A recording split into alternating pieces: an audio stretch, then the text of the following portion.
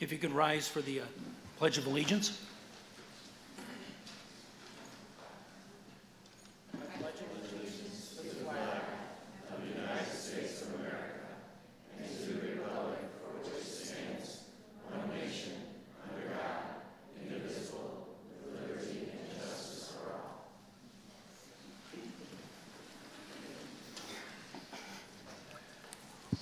Roll call, we have 6 people present. Samantha will be a little bit late. She has a family commitment this evening, which she should be arriving shortly. The chair would entertain a motion for approval of the agenda.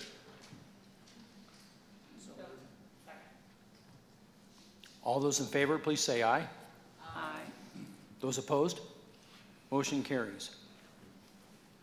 First item is communications. First of all, recognition of staff and students. Could we have a representative from the MNEA make their presentation, please?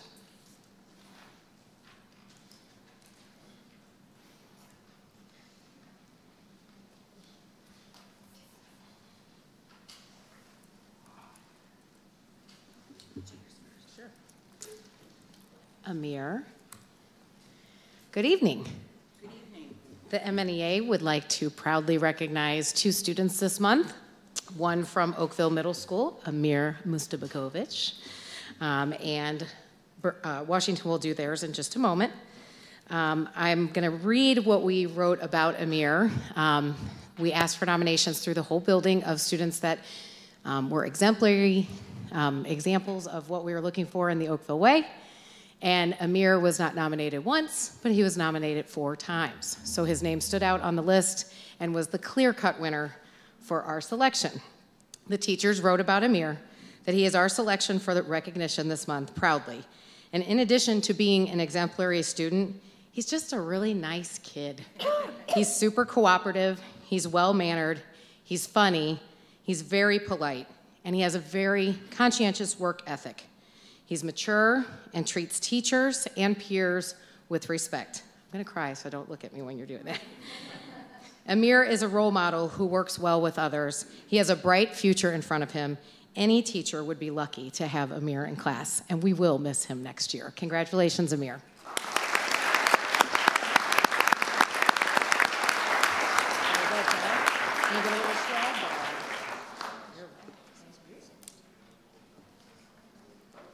Good evening. Washington Middle School would like to recognize Emily Worthmore as our Student of the Month.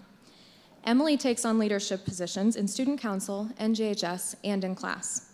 She is always mindful to include other students and is kind to all, no matter the situation. She volunteers to help others and helps in roles that students would be most hesitant to help in, such as being the MC in an all-school assembly in front of 500 students and 50 staff members. She doesn't do things for recognition or praise. They're just a part of who she is. Emily strives to succeed and works to overcome adversity to be her best self. Congratulations, Emily.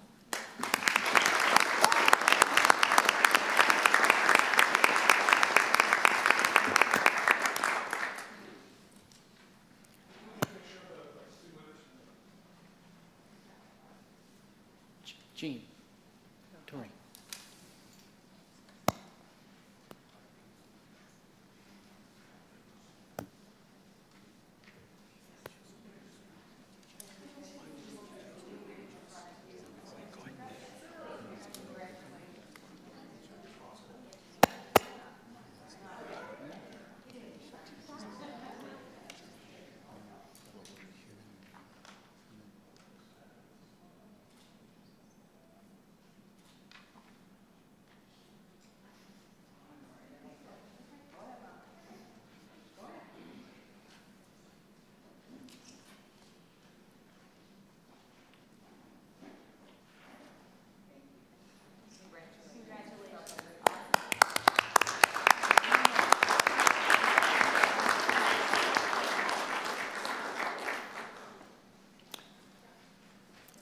Could we hear from Oakville Middle School now?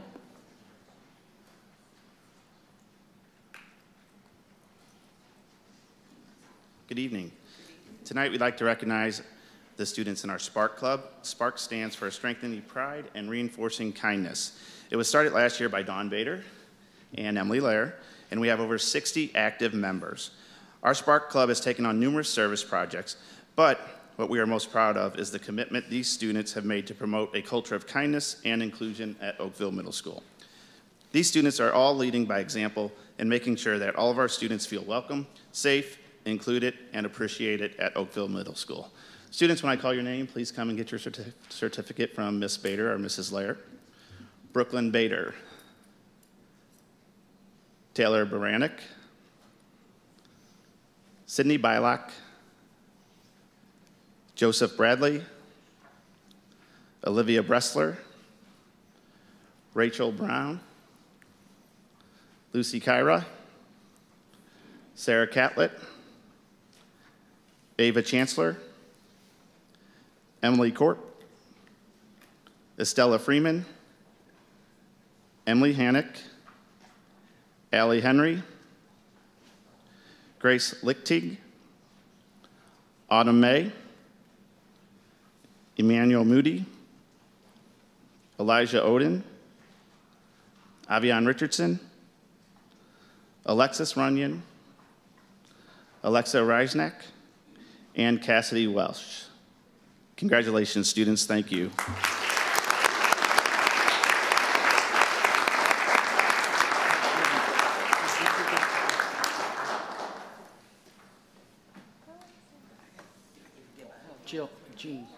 Jean, let that.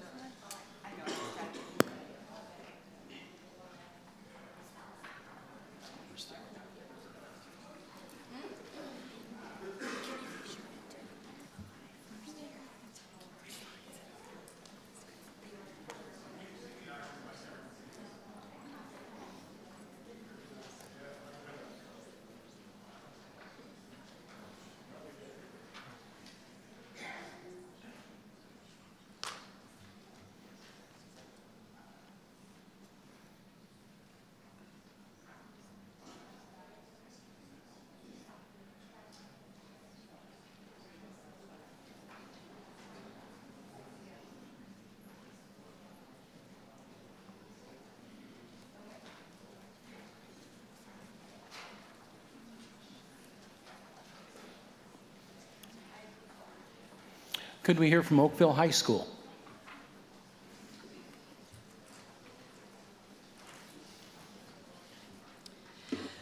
Good evening. We have with us this evening representatives from band and choir, and then I have a young lady that who's also in that group that I'd like to recognize as well. So I'd like to start out with our band. There's 140 of them, so we have 3 representatives here. They've had a really stellar year so far, and some very exciting things are happening in band. So I'd like to introduce Eric Throm, and we're 2 other students, and they're going to tell you just a little bit about some of the exciting things that are happening in band. Hi, my name is Miles Lawson. I go to Oakville High School, and I'm a senior. I've been in the marching band for 4 years. And this year we had a huge turnout in people. With over 140 members, it was probably one of our biggest turnouts we've ever had. This year we won 3 of our 5 competitions, making it a very successful year. We also have 2 of our kids this year, myself and Adam Zapp, performing with the Cavaliers Drum and Bugle Corps, a DCI group out of Rosemont, Illinois. So huge audition process, and we were contracted just this December. So. We also had 5 OHS band students selected to the St. Louis Music Education Association Honor Band and Orchestra, and 2 of these students went on to be selected to the All-State Band. In addition, we also have 3 students who perform with the St. Louis Youth Orchestra, and increased enrollment numbers have led to the implementation of a new freshman band that operates under the Honor Band curriculum.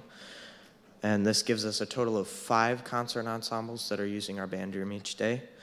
Oakville Band is one of the few high school bands in the state of Missouri that have been able to get a Division I rating in both bands, and that at a state contest, and that is equivalent to a junior varsity team beating a varsity team.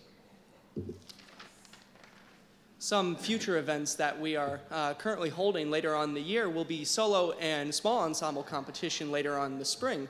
About 50% or more of the students involved in our band program will be participating at this event, and most of which will be receiving exemplary 1 ratings, which then means that they'll be allowed to go towards the state level and attend solo and state small ensemble competition at the University of Missouri in Columbia. And finally, our band program is extremely honored to have been selected to represent our school, our state, and our country as we perform as an official unit of the 2019 D-Day events in Normandy, France. This invitation was based on our program's basis of professionalism and our past performances, along with the great reputation we've built from our past students and staff here. Our band will be marching at a parade through the French village of the St. Mary Glacier and the St. James American Cemetery and Normandy American Cemetery as we memorialize all of those who were laid to rest on the beaches of Normandy.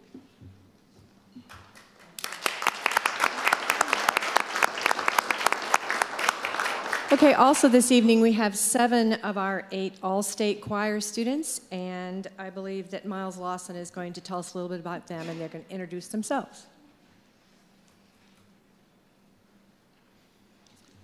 The St. Louis Suburban District of the Missouri Choral Directors Association encompasses all public schools in St. Louis County, as well as schools from Wentzville and St. Charles. This year, there were 35 high schools and over 500 students represented in our auditions, which involved a solo selection and a sight reading for a combination of 4 judges. The top 20 from each voice part qualify to audition for the all-state choir. A total of 80 students. After an additional audition for 3 judges, the top 4 from each voice part make the Missouri All-State Choir, a total of 16 singers.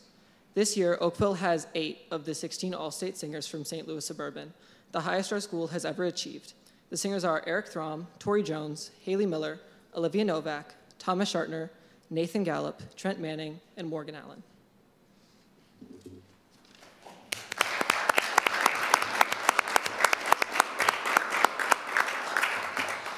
Okay, so I have one other person to recognize here tonight, and that's Morgan Allen. Morgan Allen is our National Merit semifinalist. She is one of 16,000 students who across our nation has been chosen for this honor and will compete for the National Merit finalist. And when you put this into perspective, 1.5 million juniors take the PSAT every year, and of those, she's one of 16,000 who have received this honor. So we're very proud of Morgan. She's involved in all kinds of things, like all of these kids are, and we're really proud of our music programs at Oakville High School. So thank you, Morgan, for everything that you do, as well as how wonderful you are.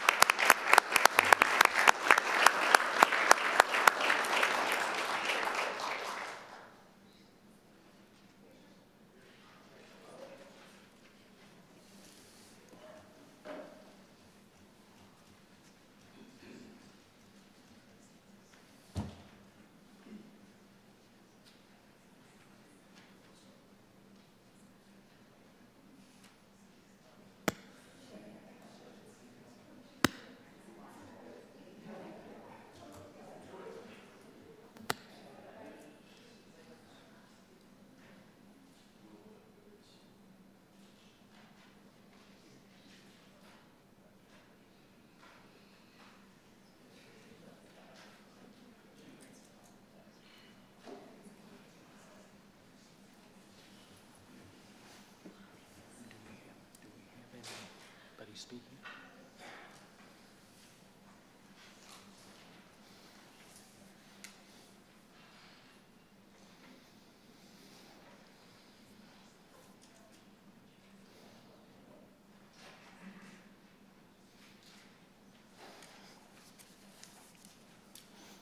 We have no one signed up to speak, so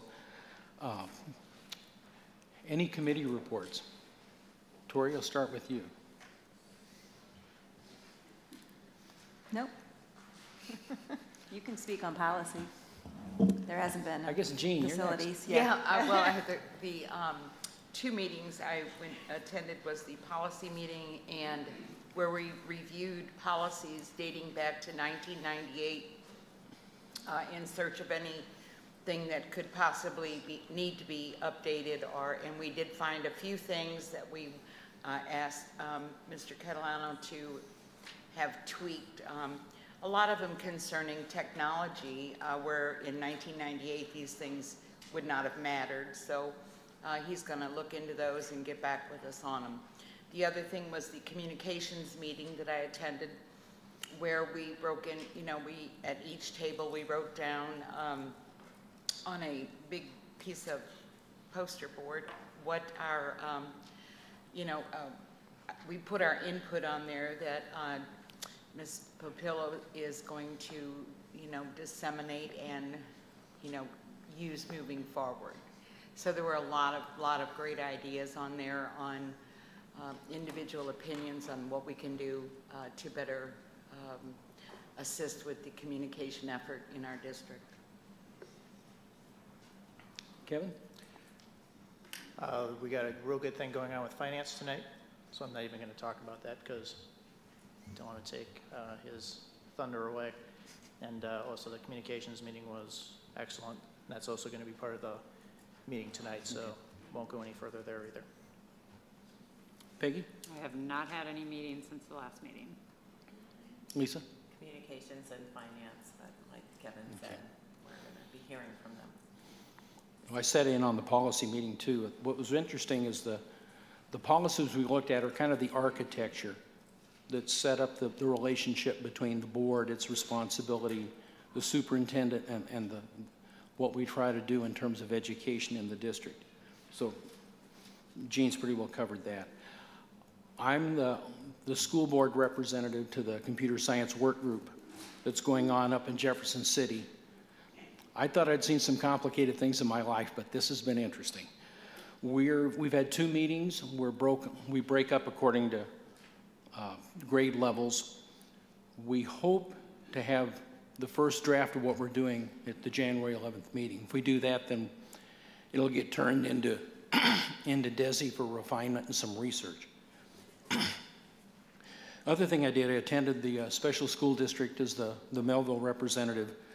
And this was the time of year when we double checked on our budget, did our CSIP update, our plan update, and we established the procedures for the election of 2 new board members in March. Special school district is kind of unique because the 22 representatives of the schools in St. Louis County actually elect the Board of Education, and this goes back to legislation in 1995 to set it up.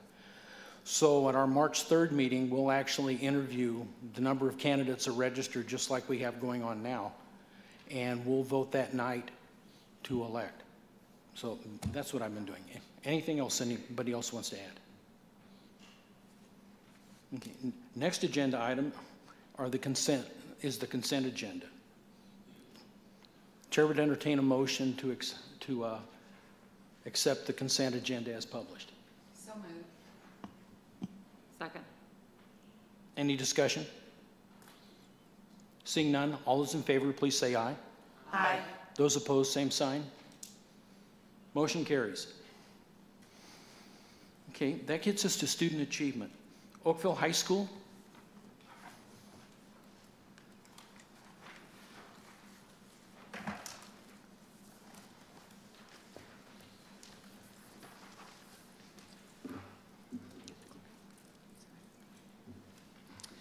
Okay, I'm Jan Kellerman. I'm the principal of Oakville High School, and this is my administrative team. Tonight, I'd like to share with you some demographics, some of our school improvement goals, and a few other items that are important to our building.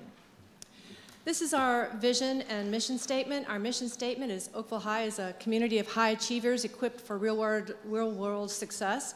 Our vision is because of what we do, our students will be well prepared for the future. And we will be looking at this and revisiting this next year with our staff and students.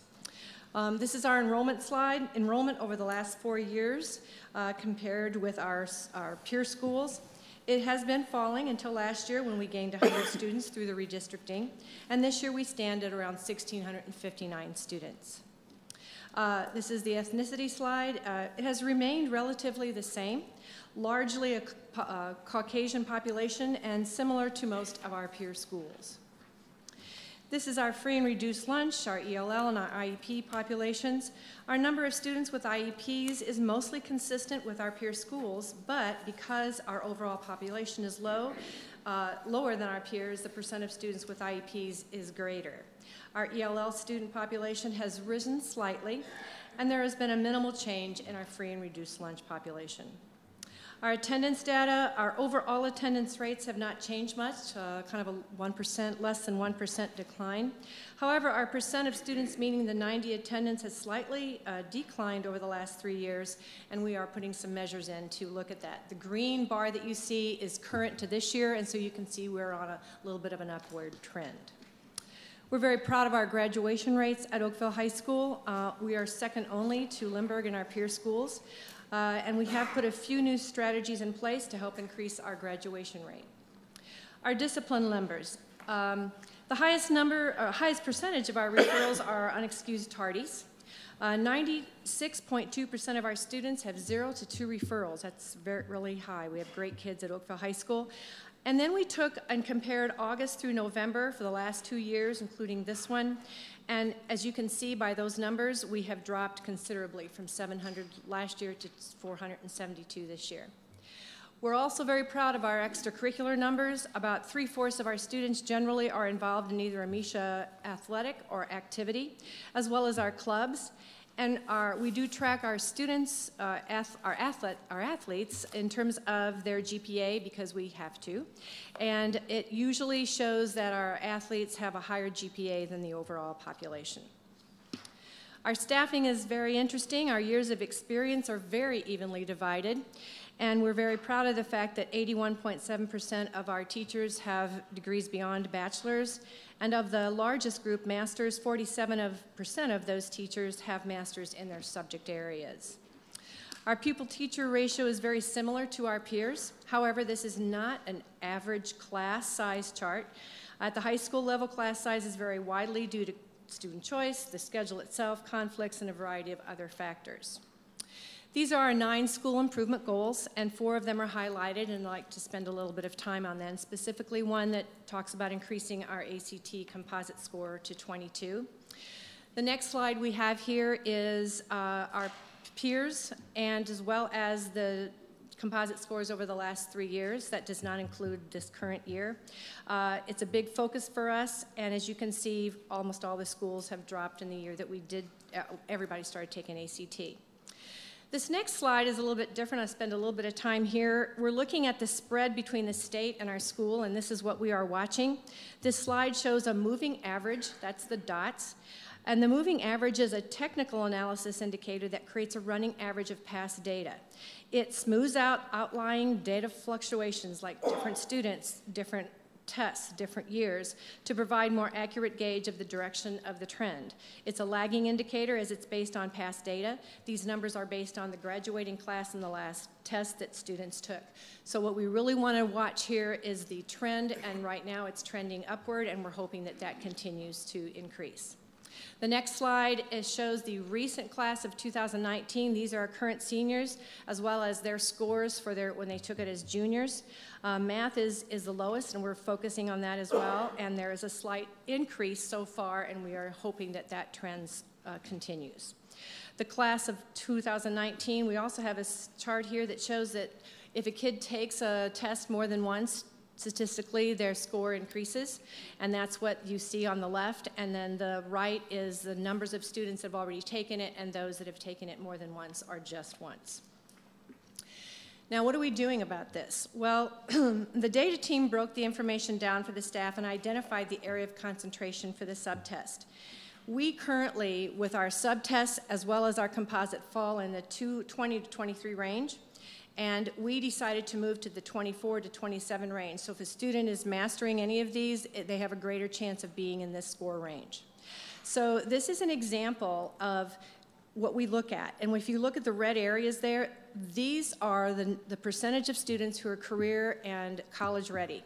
And as you can see, the lower one there is the evaluation of models, inferences, and experimental results. So we have asked all departments to take a look at all these sub-areas that we are lowest in and pick one of the standards that connects with that particular area, and then make a plan. And this is an example of what art did. So what you're looking here is our art department picked that particular standard, and that is their action plan below. And all departments have done this.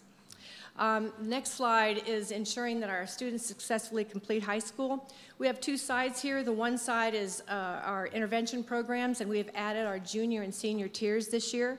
Those are programs for students who are either in jeopardy of graduating as seniors, and so instead of going to night school, they take online classes at school during A&P. And on the other side is our PLL, virtual, all the different options that we have, and what we think is that better choices and more options equals kids happier, and they potentially would stay in school. Along with that, in terms of ensuring that our students stay enrolled and there's a higher percentage enrolled in these programs, what you're looking at here, all the different school choice programs or student choice programs that we have, and the AP and dual credit courses includes each seat in an AP course. So those numbers are a little bit different. It might be that a student takes 1 or 2 AP classes or dual credit. The others, starting with dual enrollment, those are individual students who are enrolled in those particular programs right now. Our next slide is our continuous teacher professional growth. I want to thank you all for giving us the opportunity to take advantage of things in professional development outside of our building as well as inside. And I also would like to point out that we are very proud of our 4E crisis training that we held in October, and in the process now of putting together a package which we'll share with our students the first day we get back, and then we'll actually have a complete trial run in terms of an in-tutor training drill with our students.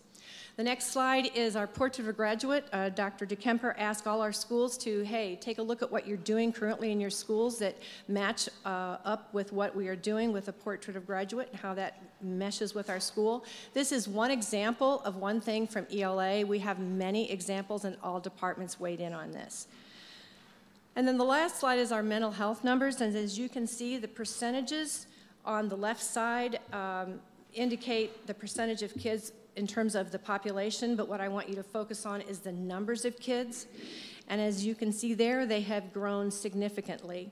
The number that's in the center there is the students that we have with IEPs that have diagnosed mental health diagnoses, and the students on the social workers caseload come from those 114 students. So when you're looking at this, there's 53 students that have the ability to have someone who has the degree and the ability to help students with very involved mental illnesses. And that 551 students, the rest of those kids, our counselors try. They've had suicide prevention training, but it's very difficult. And a lot of time is spent at the high school with these students. It also is reflective, I believe, if you would go back to the slide we had on our 90-90, the increase in students here with mental health issues could point to why we have a decrease in students meeting that 90-90. So that gives you a sneak peek of Oakville High School. Thank you for having us tonight. Are there questions? I have just a couple. Jan, sure. You mentioned that you are putting in place some strategies for improving attendance. Can you kind of touch on what those strategies are? Right. Well, these guys have taken the time to look at every student that is below that 90-90 and looking at why they're that way. So if there are students that have these mental health illnesses, oftentimes it's that way because they've been hospitalized or they're missing school because of that. It's a very small number of students who do not have those that are not here. And so they call parents, they check on the students. There's a lot of things that they do every day, all day, just checking in on these students. There's actually not a specific program, but there's so few that they keep track of them as an individual with that student. Okay, I know nothing about whether or not this is even possible, but do those students with the mental health issues not qualify for an IEP just like a child with a physical illness would? Yes, some of the kids, there's all kinds of criteria for being able to have an IEP. Some students have 504s, but again, those are driven by the counselor. So our counselors are trained high school counselors, and they've been given the suicide prevention and screening training, but many of these students are very involved in terms of the mental health that they have, the problems that they have, the diagnosis that they have. Some of them have outside counselors. Oftentimes, though, they don't.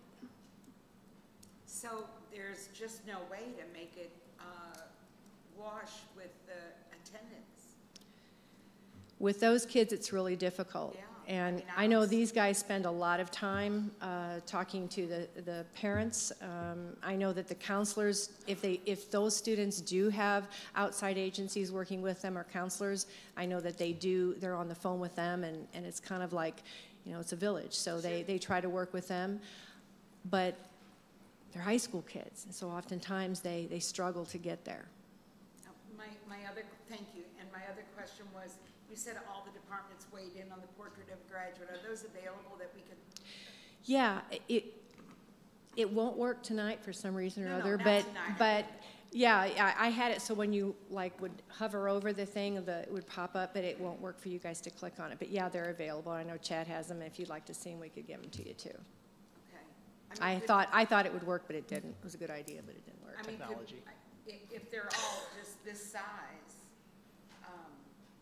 I guess there's no way we could get them electronically. There were more, weren't there, on the presentation that we viewed before? Yeah, I had it where all those pages that we had. I saw a bunch of them. Right. Yeah, when I viewed it. I think that if you hover It's not over here the now. portrait of a graduate on that slide, Okay. the link comes Yeah. up and you should be able to touch Yeah, on there- it. I there didn't know if it were would a work or lot. not. There were a lot. If you click on that bottom left icon, it might work. Thank you. Yeah. All right, Yeah. thank you very much. I was hoping it would work in the presentation, but it wouldn't do that. Yes, it Okay. does. Thank you. All right. Did you try rebooting it? But Did you try rebooting it? I did. It's always the first question, right? There you go, you got it. I'll go. Okay. Got a couple questions. You had talked a little bit about ACT scores and looking at math, with that one being our lowest, to try and work on that to help improve the overall ACT composite score. I think there's actually more than that you guys are getting into with looking at helping our students do better on ACTs, and I was kind of wondering if you could go into that a little bit. Yeah. So our seminars this year with math specifically, one of the seminars was an ACT math specific seminar, and so we had a lot of kids enrolled in that. Our teachers, not only are they doing this, but a lot of our teachers, especially our math department, they are focusing on ACT-like questions every day in the classroom. I think we are going to probably see more of those because we're really pushing that this year, and it's, like I said, they have to turn this into me. And when you go into their classrooms, oftentimes their bell ringer or whatever is usually an ACT-type question. So, I don't know, Brian, with math, anything else that you can think of that they're doing? Those are the big things that we're focusing on with math. Okay. Can I ask a question about, I love the fact that we have these comparison schools now, and that you guys are looking at different ones. If someone is similar to us, maybe an ELL percentage at something, how are they doing in English or reading, stuff like that. How are you specifically using these, or I guess it's probably starting to use them to do those comparisons and actually dig into the details of what can we do that someone else is doing that's successful? Well, one of them, I don't know, Jason, can you go back to the slide, the ACT slide? And specifically, we are going to reach out to these two schools because if you look at Liberty High School is very similar to us, and Parkway South, that South High School, that's Parkway South High School. Yep. Those two schools, when everybody took the ACT, they went up, and then they went down the next year. So that's something that we're going to reach out to them to see, hey, what were you doing? Or did more kids take the ACT? There's so many varying factors when you look at data with the ACT, but that's an example of what we would do there because you look at that at everybody except those two schools, and that was like glaring dust. I'm like, what are they doing? So that's an example then of us reaching out to them and say, hey, you went up, what are you doing? Of course, now they fail the next year, but like I said, different group of kids. Right. Yeah. Right. But that's perfect, looking for the outlier. Everybody went down, you two went up. Right, What'd you so do? why have you done that? Okay, and Right. you're going to end up reaching out to them. Exactly. Okay, perfect. This might be a little bit more of a comment. The mental health number part, definitely those are worrisome. And I went to a conference or went to a class session, at the MSBA conference, this is actually a couple of years ago now, where they got into mental health professionals, how many we have across the state, and there's just not enough, is what it comes down to. Even if we wanted to hire a bunch more, we couldn't. They're not available. Right. So really appreciate all of the work that all of you do, because there's definitely a lot of kids out there that need our help, need your help, and when you step up for them, it's appreciated by all of us. So thank you. Thank you. Appreciate it. Our counselors do a fine job given the resources that they have. I have a quick question just about back to ACT. And you had answered, I had asked, and you had answered, kind of explaining what you do, noting that the data shows that when a student takes it more than once, their score goes up, and kind of what you're doing to look at the data. Yeah. But could you talk a little bit more about, is that a practice that you've had in place for a while? Is there any tweaking that you've done to try to push it further? Yes. Right. Yeah. So the scores came out later this year, but what happens is that typically they come out in September. And the counselors, especially the senior counselor and our career and guidance counselor, they take all the students who scored 20 or below. Okay. Because oftentimes those are students that maybe they're not even going to go to college, or they don't see the value of it. So like Dr. Gross is our senior counselor, so she picked up all those kids. She matched them with the free and reduced, because those kids have the ability to take it 2 more times for no cost. And then she has reached out individually with those kids. Okay. And even though we have done that, it's been more of a concerted effort to reach all those kids and have that one-to-one conversation with them. But the other thing I will tell you too, and this is my own son, many years ago, when you take it more than once, some kids do poorly, and ACT always reports the last score that a kid takes. So if you scored a 26 and you took it 3 more times, and the last one you took was a 24, that's the one that the state counts. Kind of seems unfair, but that's how they report it. So yes, taking it more than once, typically, statistically, does make a difference, and you can see by looking at the numbers. Yeah. So But you would think that a student that didn't score well, I could understand if a student scored, better, and that they wanted to kind of stop there in case they didn't do well. But you would think, what do they have to lose by trying again, right? Yeah. I mean, for some kids that absolutely know that's the harder conversation. For those kids who absolutely know that they are not going to go and they don't need that ACT score, and there are those kids, they have a different path. And I think we need to respect that. But we still have a conversation with that student to say, well, this is something that maybe you could use, maybe put it in your resume if it shows tenacity and drive. So there's all kinds of conversations that you have with kids, but not every kid needs that ACT. Yeah. They do, yeah. It's just that they get to report their high score. Our data, right. I did not know So that. your data, Oakville High School has to take The what last ACT. one You that don't they get to did. pick, like I got to, we get to pick. Right, which I find that. You can okay. knock them off of your, you can, been there, done that for the Right. past year. Yeah, the So you student can had- knock off your lowest scores if you want, because ACT automatically reports to the high school. Yeah. SAT does not. You have to request SAT to send the score to your high school. Right. So, like in my daughter's case, she took it numerous times, and then you can knock off, and then the schools that she applied to that super scored, she requested to put her super score, her higher scores, report all those to this school, only report this score. So. Right, but as it's they're different saying, with the high school.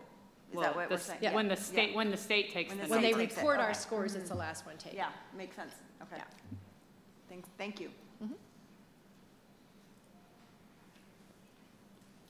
Well, I just will add to the mental health issue that I know I have a good friend that's a retired counselor, and she's, without giving explanations, but how much time counselors and the principals spend on mental health, thus taking away from their normal or their required duties, helping kids with their schedules and their ACT scores and their college plans and all that. So, it never goes, I would love to be able to figure out a way to help these kids in a broader range someday, somehow. Yes, one student can take up an entire day for. Or an entire week, or an entire, depending on the problem. Yes.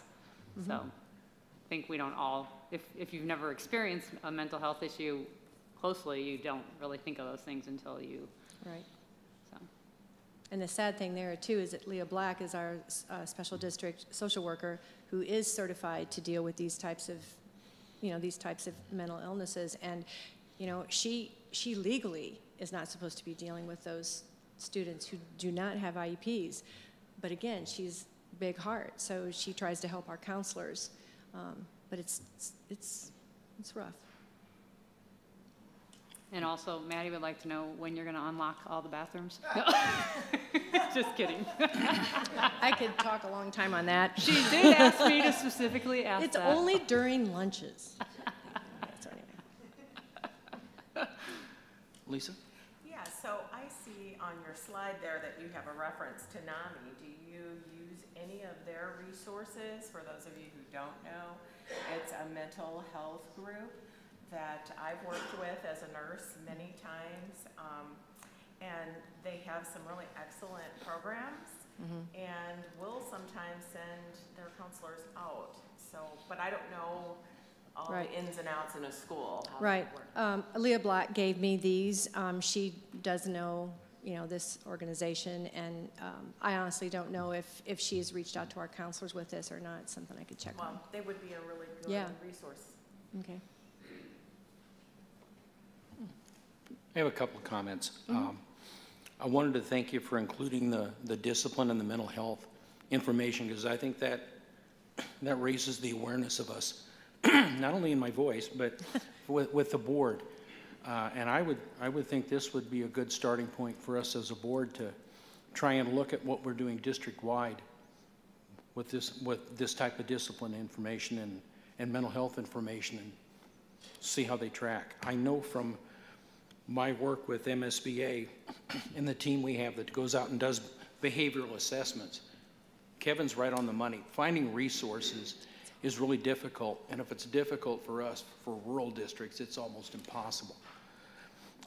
The other thing, that by coincidence, there was a couple of Saturdays ago, there's 9 districts in the area that have kind of formed their own little PLC on Saturdays to take a look at issues, and one of the 2 things we talked about was mental health issues in our schools, so it's on the minds of other districts. At least the one thing I try to do from an advocacy perspective with the people I know in finance up in Jefferson City, such as they are, that what we can do to adjust funding for mental health considerations in the schools. And that's a point of discussion. Now, where we'll get with it, I don't know, but I mean, resources and funding are a big deal. They're tough.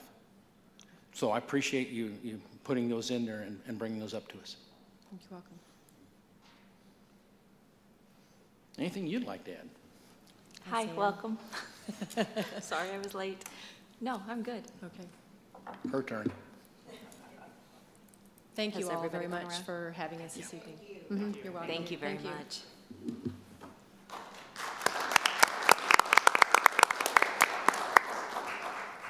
Oakville Middle?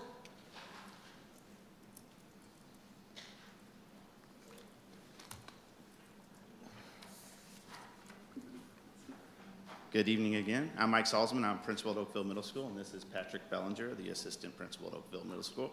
And this is our Spartan story. This is our new mission statement, and this year we tied it right to the portrait of a graduate. We have, this changed this week, 665 students enrolled at Oakville Middle School. This is one of those bubble years, and next year we're anticipating close to 675 students at Oakville Middle School. Our average daily attendance is always right around 95%, approaching 96% for the last 5 years. Our 90-90 attendance rate, as you can see over the last 4 years, it's increased to last year it was at 93.7%. Demographic data, we're always right around 15 to 16% with free and reduced students. IEP, 13%, and ELLs between 2 and 3%. Our staffing and years of teaching, this year we have 6 new teachers at Oakville Middle School, but 2 first-year teachers. Most of our teachers are kind of spread out all over the place. Half of our teachers fall into that 11 to 20-year range.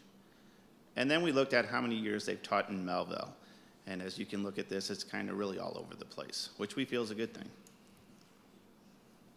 Our highest degrees earned by our staff members, over 83% of our staff members have a master's degree or specialist degree, which is something we're really proud of at Oakville Middle School.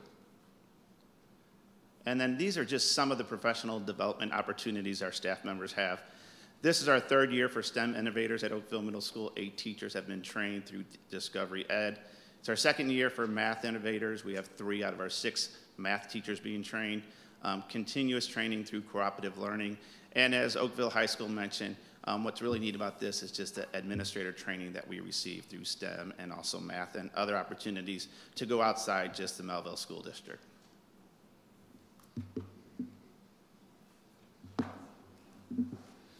I'm going to speak to some of our benchmarking data. So we've got 3 slides here, all our Mastery Connect benchmarking data, 6th grade, fall, 7th grade, fall benchmarking with math and ELA, and 8th grade.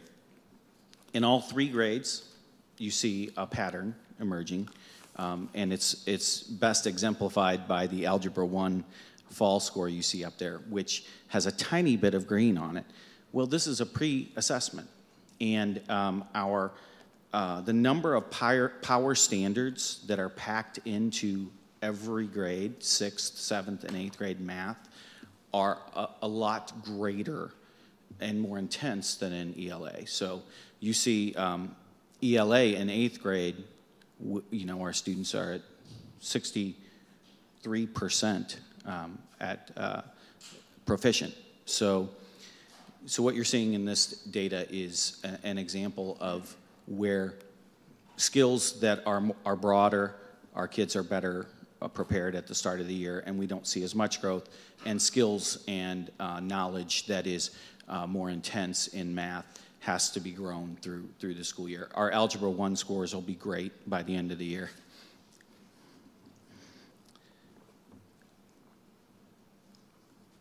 This is our peer group comparisons, and we put a little Spartan head over our school's scores. And again, this is a great feature in Forecast 5.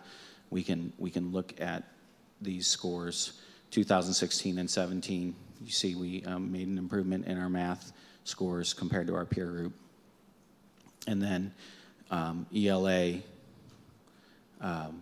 we have always done really well. We do see other schools they're doing better than us. Discovery Middle School, for instance, in the Liberty School District, fantastic. Last year, we had peer groups in the St. Louis area, including Parkway, one of the Parkway schools, and Lindbergh. And to kind of address what Kevin was talking about before, we sent 2 of our 6th grade math teachers to Lindbergh to find out what they're doing. So that's something that how we're using this data is calling. Mr. Salzman and I both called principals from these schools. What are you doing to improve your ELA scores? What are you doing to get these kind of math scores? So that's how we're going about using this data.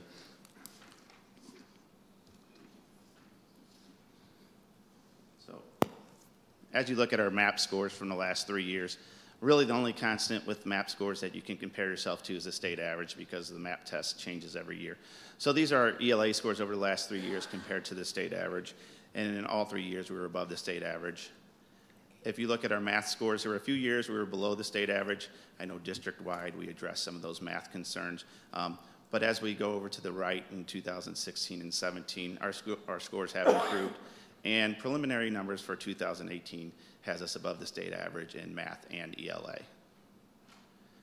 And then our science MAP scores compared to the state average for the last 3 years in 2015, 16, and 17, again above the state average. And then these are the raw numbers of students who are in Algebra 1 and take the end of course exam. Last year in 2018, we had 83 students take the end of course exam, so that's 83 students who were enrolled in Algebra 1 at Oakville Middle School. This year we have 98 students enrolled in Algebra 1. So this chart's kind of a cohort group. If you look at the red, you can see in 2015-16, 33% of our 6th grade students took a challenge math class. And last year, When they left Oakville Middle School, we had 39% of our students in Algebra 1. This year's cohort group, that light blue, 50% of them started off in Challenge Math, and this year we still have 45% of our students taking Algebra 1. One of our big initiatives going forward is increasing student choice, and in middle school we did that this year through adding elective courses and adding an 8th period to the day. So now students, instead of having only 2 choices, have 3 choices, throwing the PE component in there. So you can see here that we've had an increase in Spanish 1, again, another high school course that our kids can take in middle school, and a big increase in Project Lead the Way, which we're really happy about. 103 more students took a PLTW course this year. Down at the bottom are 4 new courses that our students couldn't take last year because they didn't exist for them. Creative Writing, Theater Arts, Yearbook, and Lifetime Fitness. And you see those increases there. Here are our clubs and activities. This is something else we're really proud of. Not only are our kids getting more choice during the school day, but they're highly involved after the school day and can do anything that you see up here, from tutoring to sports to talent show. We've got a great NJHS. And I Create, that's something fun that our librarian does after school with students that is STEM related. And she's always doing something new, and our students sign up for those at pretty good rates. Another thing we're really proud of right now is how we're measuring our student engagement, which is one of our CSIP goals, and that is through the IPI. Last year we started out this program measuring this, and we were at 84%. This year we've been at 95.5 and 96%, and that means 96% of our classrooms are at a 3 or higher on the IPI scale, which is our goal. And we've been in a PBIS school for a long time, and we've also tried to keep our students engaged. Both of those things are reflected here in this historical chart of our discipline. You can see last year we had 300 and I think that says 68 or 88. Sorry. Referrals. That was an all-time low. The last 3 years were all-time lows, each year a record. So that's something we're really proud of. And this is how it looks on a daily basis. 95% of our students have 0 or 1 office referral. There's some pictures of our fun related to PBIS. Something new that the district, and thanks to Adam Smith for working on this, now we have a way to better measure social emotional data, and just a couple of slides about that. 74% of our students said that that they listen to others quite carefully or extremely carefully. And I think that's a really good sign of the character of our students. And then something else is that 91% of our teachers have a growth mindset when it comes to their students and their ability to impact them. So this slide just shows you some of the community outreach at Oakville Middle School. Last month we had an 8th grade career fair. We had over 40 careers represented. These were volunteers, parents, and community members. Another big one is Project Lead the Way. We have various community members come in as consultants with our students, HVAC, architects. When they're looking at projects, they can ask them questions. And just a variety of other different ways we reach out to the community. Finally, I'd be remiss if I didn't mention our PTO. We have a fabulous PTO. This year they donated almost $6,000 worth of new library tables and chairs, which was just amazing. Since I've been at Oakville Middle School, they've always supported our students and our staff. And then just some of our school activities. And then finally, just different ways we communicate with Oakville Middle School parents. You can follow us on Instagram, Twitter, Facebook. We have a text club that I send a text every Friday. So we've shown you a lot. This is part of our story, but this isn't the entire story. You got to see just a little glimpse of the other side of our story tonight with the Spark students. We're very proud of the students and staff at Oakville Middle School. We invite you to come and visit. You can't get a real, true sense of a building, its culture and climate, unless you actually walk the halls. So feel free to come and visit anytime. Thank you. Questions? I have a question. Yes. First of all, a comment. I'm really impressed by the positive swings pretty much across the board. Thank you. Very impressive. So you said that there were 3 out of the 6 math innovators that have been trained. Are you planning on expanding that to the other 3, or what's holding you back? That'd be a Dr. Smith question, I think. We'd love to. I think it's just the budget-wise, and okay. I think we'd love to get more math innovators trained. Correct, Dr. Smith? All right. So, well. Are you done, Lisa?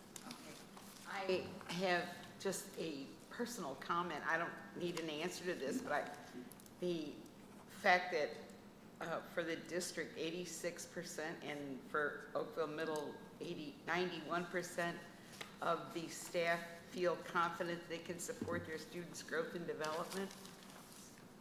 That just kind of hurts. You know, I would hope that it would be higher than that, like 100%, you know. And I don't know how you would even really gauge that. Well, and Is that just a personal, like my personal opinion is that I feel 90% sure that I could do that, or? Well, I think with social emotional learning, we're just now really figuring out what we need to do to train staff members. I know Mr. Smith is looking to train our staff members. We just haven't received enough training in social emotional learning, and I think that's why that question was answered that way. I know Mr. Smith's looking at more professional development for all of our staff. So next year, you know, that number might be up to 98, 99%, I would think.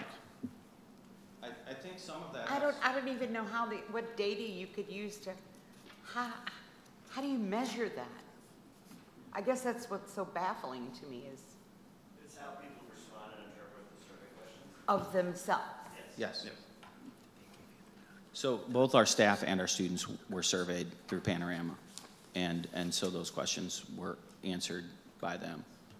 Another thing is, I think that the mental health aspect impacts. Sure. So I think there are teachers.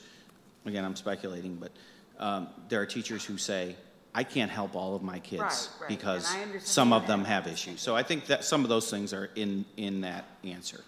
Okay. Thank you. Mm-hmm. Could you expand that question to kind of ask them what is impeding their ability to support their students' growth and development? I think that might even be a more interesting question. Well, after we received the survey, Mr. Smith came out and talked to our leadership team. And so we have some action plans in place. We do.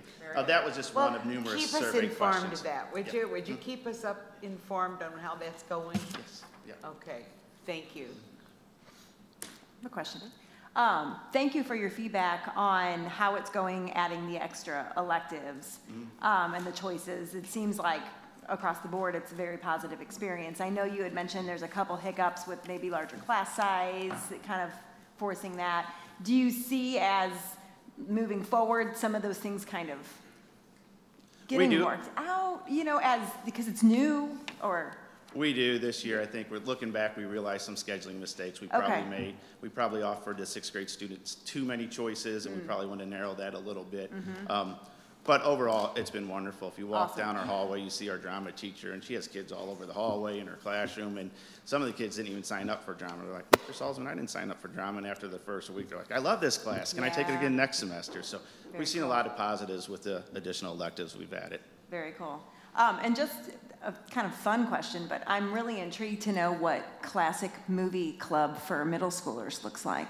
Like, what, you know, are we talking like Casablanca, or like Goonies, or like, what do we, So Miss Kelly, who you met tonight through NEA, she sponsors that. So right now it's all Christmas movies. So. But I mean, she'll have 30 or 40 kids who just like to hang out after school, eat popcorn, and watch movies together. That's very fun. Yeah, very cool. Thank you. I just had a quick question. If you were going to name just a few things that have led you to such improvement in your school, what would they be? Leadership, Prop R? Leadership, of course. No. Well, no, I'm serious. I mean, last night after I read your report, I was kind of pumped. I'm like, this is pretty cool. I feel like everything in this district is moving in the right direction, and I would like to say it was Prop R, right, Kev? And well, and definitely. I think to go along with that, because I'm thinking professional development, and this is my 13th year at Oakville Middle and 26 years in the district, and you've always had PD for a year or two. Oh, that sounds great. Well, let's move on to this. But since we started with Discovery Ed and STEM training, I think that's really impacted our school. Students are more engaged, teachers are more engaged, discipline's down. You walk into classrooms, there's some real life learning going on. Not every day, but a lot of the times there is, and projects going on, and like I said, kids are out in the hallway learning. They're interacting more student talk, less teacher talk is what we're trying to incorporate at Oakville Middle School. But just that, here's what we're going to do. We're going to be trained on STEM, and we're going to continue that training on STEM, and we're going to train the principals and the entire staff, and we're going to keep doing it. Right. And Patrick, I think you were probably at the meeting how many years ago with Dr. Ritter, and I remember just falling into a conversation with some teachers by accident, and they were talking about they never really were trained in this or that or that or that. And so I think that's what's exciting and what's happening in the district is all the professional development, and then of course all the leadership from you to them, and so. I think that leadership is key. I think the consistency is what Mike's talking about. Right. Of having a plan that in our CSIP and including that professional development in that plan. And the commitment, and Dr.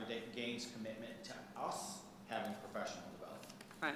That's a big, the STEM training and the math training, we're getting trained as well as leaders. So that's important.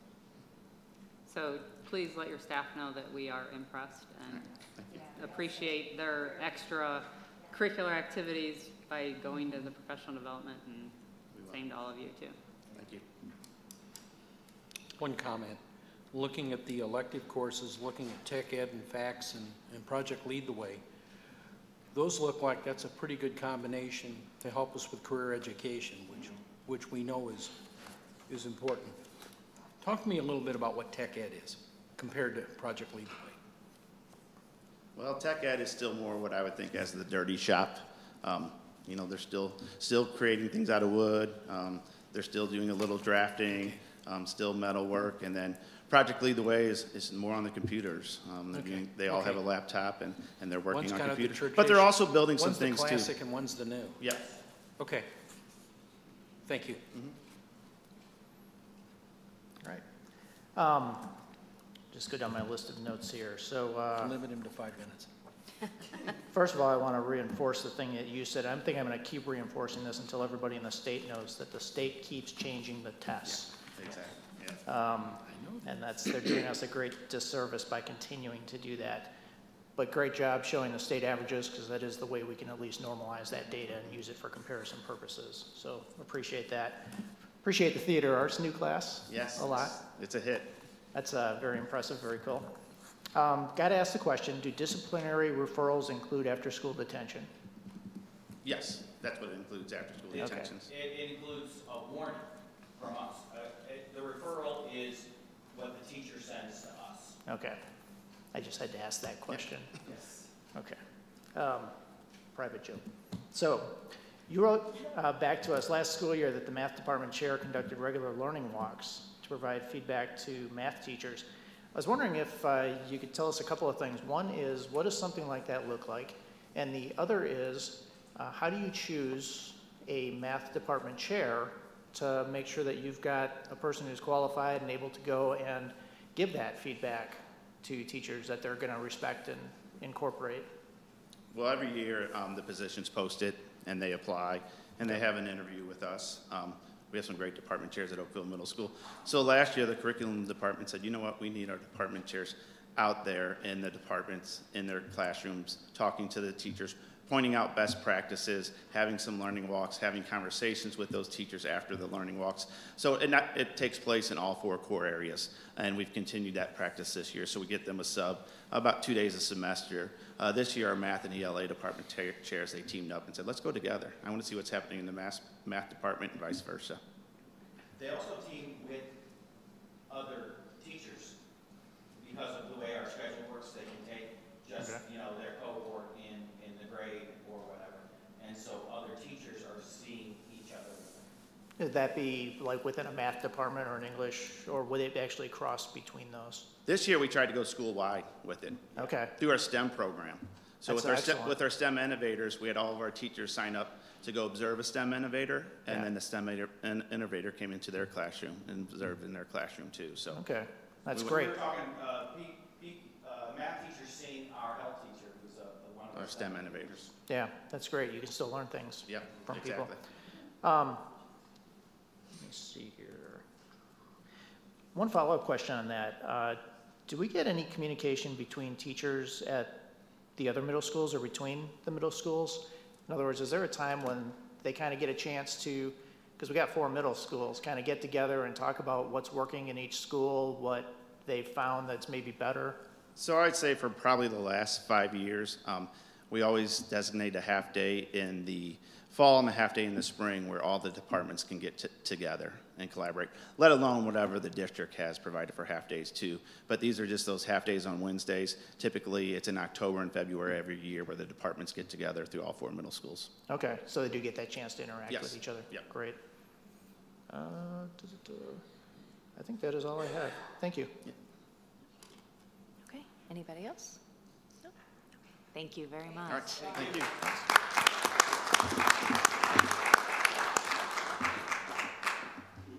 Okay, our revised calendar for 1920. Hello, everybody. Hello. So for 1920, we just recently learned that March 10th is going to be the presidential primary. So to continue to be consistent with the other election days that we're off, we want to do cancel school that day and then swap that day for a snow makeup day. Just asking the board to approve the revision. Microphone's on. Thank you. Any questions? Okay. Can somebody make the recommendation? Motion to approve the revised 2019-2020 school calendar as presented. Second.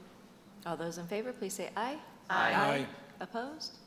All right. And then looking to approve our 2021 school calendar. Yes, so the committee started working on this in September. We met a few times, came up with a pretty familiar template of a calendar, very similar to what we've had in the past. The only difference is in 2021, we're required to add some days at the end of the year and designate those snow days. It has to be 36 hours, so we added those at the end of the year. They're not built into it per se, but they are highlighted so people know that those would be the makeup days. Okay. Any questions? All right. Can I get a motion Move to approve the 2021 school calendar as presented. Second. All those in favor, please say aye. Aye. Opposed? All right. Thank you very much. Curriculum revisions.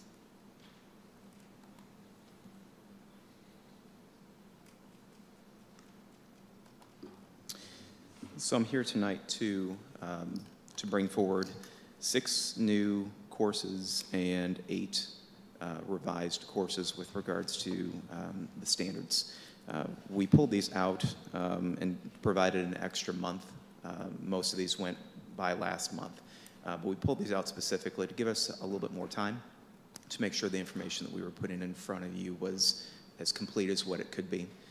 The 6 new courses, as you can see, include a couple with geometry and construction, a couple with amped algebra, also cybersecurity and aerospace engineering. Those are part of the PL2W track. And so to continue to expand those opportunities for our kids, to make it a little bit more, considering cybersecurity and the connections that it has to our real world, as well as aerospace, living in St. Louis and having the connection to Boeing. We're trying to make these classes a little bit more applicable so that kids can see a career pathway down the line for those. So, and then with regards to the 8 individual courses that we had, ranging from Algebra to Geometry to Algebra 2, it's just more of a realignment of standards. We were working under the 2016, essentially, Missouri Learning Standards. There's more of a revision to this at this point in time. And as we get to this point in our curriculum process, if we know that we're going to be up, it's a perfect time to be able to make sure we're bringing these courses.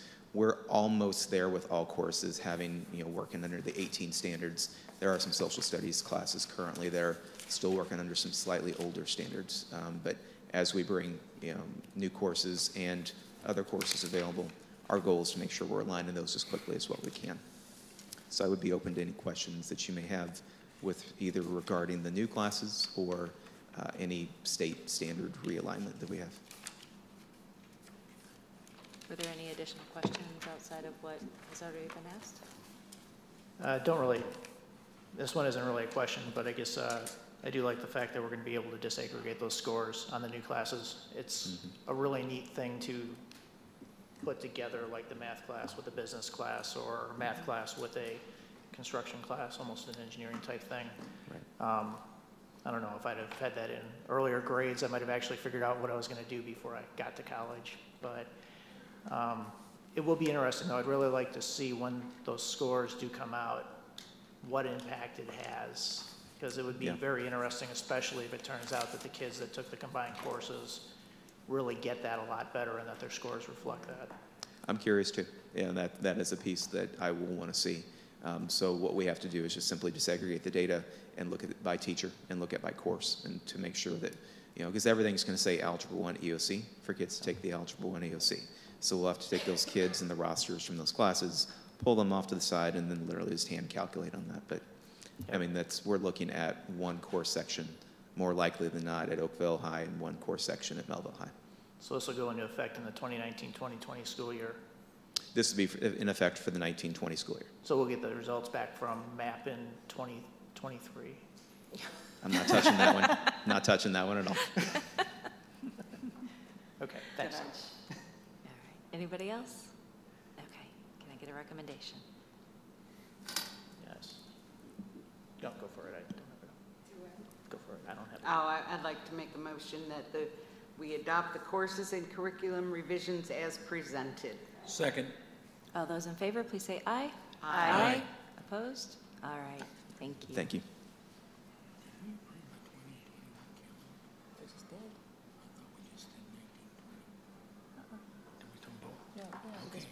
Just be sure. We're 2 years out. Okay. Marshall. I thought there was a check here. All right. Tonight, I've got Tom Zarkowitz from L.J. Hart & Company, our debt underwriter, and then I've got Joe Palumbo from Gilmore & Bell, our bond attorney. So they're here tonight to help field questions if you have any. I guess, I can't not mention my tie. It's got Santa Claus on it. That sort of represents the $1.9 million gift that the district is going to receive tonight. It's really, it's just a good news story. So to give you an overview of what we're looking at here tonight, we're refinancing the Series 2009 COPS. What we're looking at is really the Series 2019 that we're going to be replacing the 2009 COPS. The new series will have about 3% average interest rate, and it'll save us about $2.2 million off of the existing pay schedule. By refinancing, we're going to accelerate payments, and when you accelerate the payments, that's going to use down some cash balance. So when you reduce interest income because you're accelerating your payments, you'll have less interest income over the next period of years. So really the net calculated savings is $1,876,000. But that's a lot of savings, so it's very good news. Right now the existing 2009 series has a payoff that goes through 2029. And the other thing is, as it stands right now, at the end of 2021, all of our COPS will be paid off except for this 2009 series. And at that point in time, we'll be about $1.6 million short of having enough money in that fund to pay the rest of the COPS of this 2009 series through 2029. By refinancing and having this $1.9 million savings, it covers that shortfall. So that's a nice thing. And I think, you know, when you take a look at, this is just one of 11 refinancings that we've done since 2010. When you look at all 11 refinancings cumulatively, the district has saved over the years $11.2 million in all of these refinancings. So it's really been pretty significant. The other thing is, in addition to this refinancing, we also just looked at a prepay option where we just take excess cash and pay the existing schedule down, but you keep the existing 6.85% debt schedule. You just prepay some of the principal. But when you do that, the net savings is about $146,000 less than this other option of refinancing. And another thing, too, that's really important to understand is right now we have, like we started this year with about $6 million balance in our COP fund. So, you know, within a few years, we're going to have these COPs paid off. We're not going to have any money in that COP fund. And that's a good thing. We're going to have our debt paid off. But it's important to know what the impact is on our cash reserve percentage. Our cash reserve percentage right now, we've talked about, you know, over the last few years, it's about 21% that we need so that we can avoid short-term borrowing in the fall when our cash gets low. But part of that reason is because we're able to use the excess cash in our COP fund. In a few years, when that's all paid off and we have no money in the COP fund, we won't be using that float in the fall. So that means that that break-even point is going to push that higher. So instead of 21% needed to avoid short-term borrowing in the fall, that number is going to be something higher than that. That's not the focus of tonight, and it's not a major problem. We have good reserves right now at 28%, but I'm just saying the traditional, okay, 21%, we're fine, that number will go up in a few years. It will be a higher percentage for us to still avoid short-term borrowing. And the final good news is that our bond rating has been upgraded. We were AA minus, and now our rating is AA. So that's a nice improvement, and that can really be helpful in the future if we have future bond initiatives. So that's very good news. But that's the quick overview, and then I'll run through these schedules really quickly. I've handed out hard copies because a lot of times when you're looking at financial data, sometimes it's just nice to be able to go back and forth with hard copies. But the same thing is on the board on the PowerPoint, and the same thing is on the e-board. So you can take your pick on how you want to look at the data. But the bottom line is, as I went through in the overview, this first page shows the prepay option versus the current plan. And that prepay option, you'll see at the bottom, net savings is $1,729,000, which is less than the refinancing option. This second part is just footnotes that help explain part of that schedule. This next schedule shows the refinancing option, and down near the bottom, you'll see that's where we get the net savings of $1,876,000 by going through the refinancing option.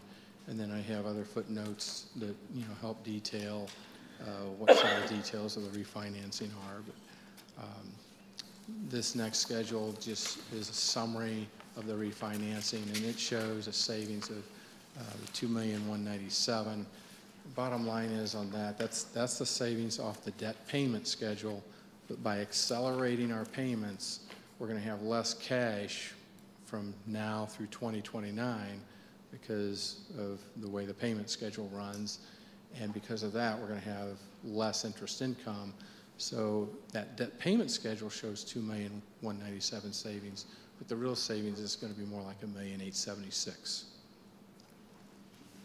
This shows, this next schedule shows cost of issuance. Our cost of issuance for doing the refinancing is $117,000. But we also are expecting some premium on the reofferings of $57,000, which is up above. That cuts into the cost of issuance. So really your net cost of issuance is about $60,000 extra cost for doing this transaction.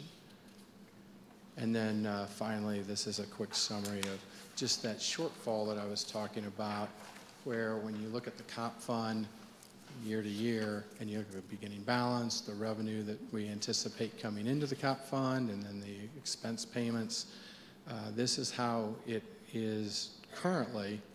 And so after fiscal year 21, you see the shortfall of $1,941,000, but we also have $335,000 in escrow funds with the Public Facility Authority, which is sort of an extension of the district. So the true shortfall is $1,006,000, meaning that as it stands now, from 2022 through 2029, we'd really have like another 1 cent tax levy to pay off those existing 2009 series, but by refinancing, that savings wipes that out. So that's really a quick run through of what we're looking at. And then when you look back on the board agenda, what I'm asking for then is approval tonight to approve the resolution. It's basically to refund the $5,765,000 principal amount of the series 2009 certificates, which we would prepay on March 1st at no penalty. And then in addition to that, we would use debt service reserve funds that are held with the Public Facility Authority. We would use those funds to prepay $335,000 of the Series 2009 principal. And the resolution also includes parameters, because at the time that we put this together, not everything is totally completed, so you can have some minor changes so that you have room for changes if they occur.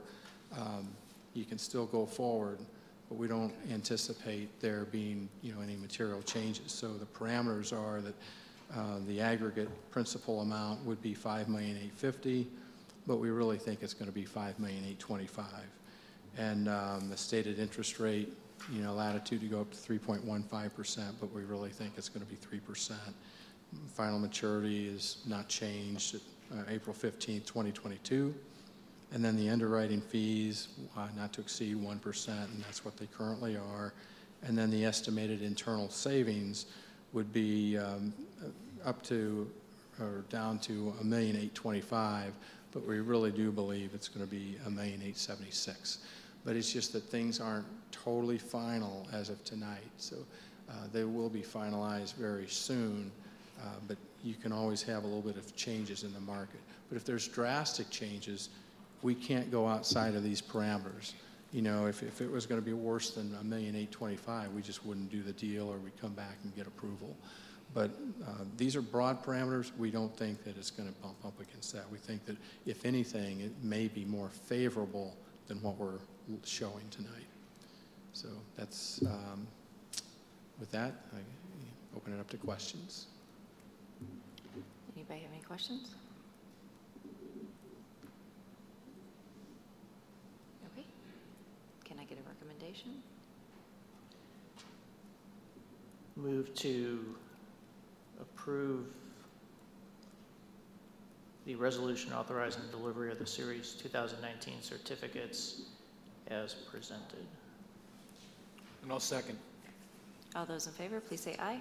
Aye. Aye. Opposed? Okay. Thank you. Thank you.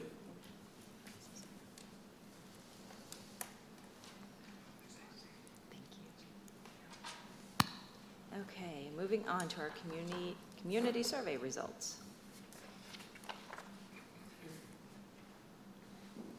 Good evening. Good evening. So since 2014, we have done a community survey of frequent voters who live in the Mehlville School District. We've done that every 2 years, so this marks the third time that we have surveyed this group. The survey design, it's a phone survey of 400 frequent voters, and we pull from a pool of those who have voted in one of the past 2 April elections. This is conducted by opinion research specialists. It's a scientifically valid tool. First slide here is the demographics of our respondents. So you can see the breakdown in gender and age. Something we did a little bit differently this year was, instead of asking whether the respondent resides in Mehlville or Oakville, we asked for their zip code. So the Mehlville zip is 63125, 63123 for the sake of this survey combined together. The Oakville zip is 63129 and mixed is 63128. So it's just, it provides better data than making a judgment call as to where you live. Overall, 70% of respondents reported they were satisfied with all of the questions that we asked in the survey. This year we had 2 new questions, which I'll point out as we go along, but the other questions repeat year after every other year, so we can see trends in that data. So the first question we asked was about safety and security. How satisfied are you with Mehlville School District providing a safe and secure environment for students? This was a new question for us this year, and you can see 95% were satisfied, either very satisfied or somewhat satisfied. The next question we asked was how satisfied they were with the district keeping the public informed about important school district issues and policies. And you can see a bit of a rebound over 2016 satisfaction ratings. So we're coming back a little bit on that question. Planning for the future, again, we're seeing a trend back upwards towards more satisfaction here over 2016 levels. Overall satisfaction, we see a slight improvement over 2016.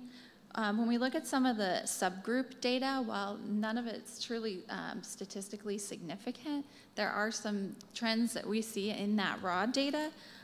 Parents are most likely to be very satisfied. Staff and those without kids in school were less likely to be satisfied. This is another new question for us in 2018. We split, well, we previously asked how satisfied they were with us preparing students for the workforce.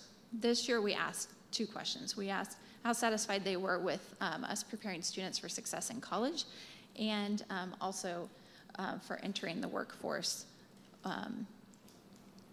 So you can see some baseline data here, 83% satisfied. The next question was how satisfied were they with setting high expectations for student academic performance. Overall satisfaction, this one is down slightly over 2016, but still we've got 83% satisfied. Satisfaction ratings related to resolving issues facing the school district. That's the highest satisfaction rating we've seen since we've been taking this survey at 83%. And here's that workforce preparation question with 78% satisfied in our ability to adequately prepare students who do not plan to attend college to compete in today's workforce. Spending tax dollars wisely. We did have a rebound in 2018. We did see that the Mehlville zip codes were more satisfied than the Oakville zip codes. That was one subgroup to point out on that question. And we also asked, are Mehlville school district facilities adequate to meet the needs of 21st century learning, or do they need to be updated? And there's quite a split there, with 46% saying our facilities are adequate, 40% saying they need updating, 14% unsure. This is an interesting question because I suspect many of the respondents haven't been in our buildings in the past year, quite possibly even longer if they don't vote on a school campus. So this is truly a perception in many cases here. Then we asked about the importance of implementing cutting-edge and innovative approaches to student learning. 65% felt that was very important. 29% felt that was somewhat important. The next section is all about how respondents get information about Mehlville School District. The Call newspaper was our top source. It's down slightly over previous years when you look at the sum category. Mehlville Messenger is still a huge source of information. This is an interesting data point because in 2016, when we had 45% saying a lot, they had just received their messenger in the mail within a week or two of taking the survey window. This year it was about 2 months. So you can see some of that drop. Word of mouth is a huge source of information for respondents. District emails, district website, less so for this particular group.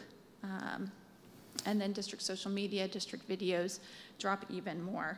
When you look at parents as a subgroup here, 82% are relying on district email for information. 73% word of mouth, 63% the website, and 61% the messenger. I'm happy to take any questions you have about the community survey. When you talk about word of mouth, does that also include social media? So yes, word of mouth can be rooted in social media in many ways. And when somebody, aside from the school district, posts something on social media that others read, that is definitely becomes a word of mouth scenario. I suspect a lot of social media is driving word of mouth. I suspect parents and staff, since they're closer to the schools, are driving the word of mouth with others in the community.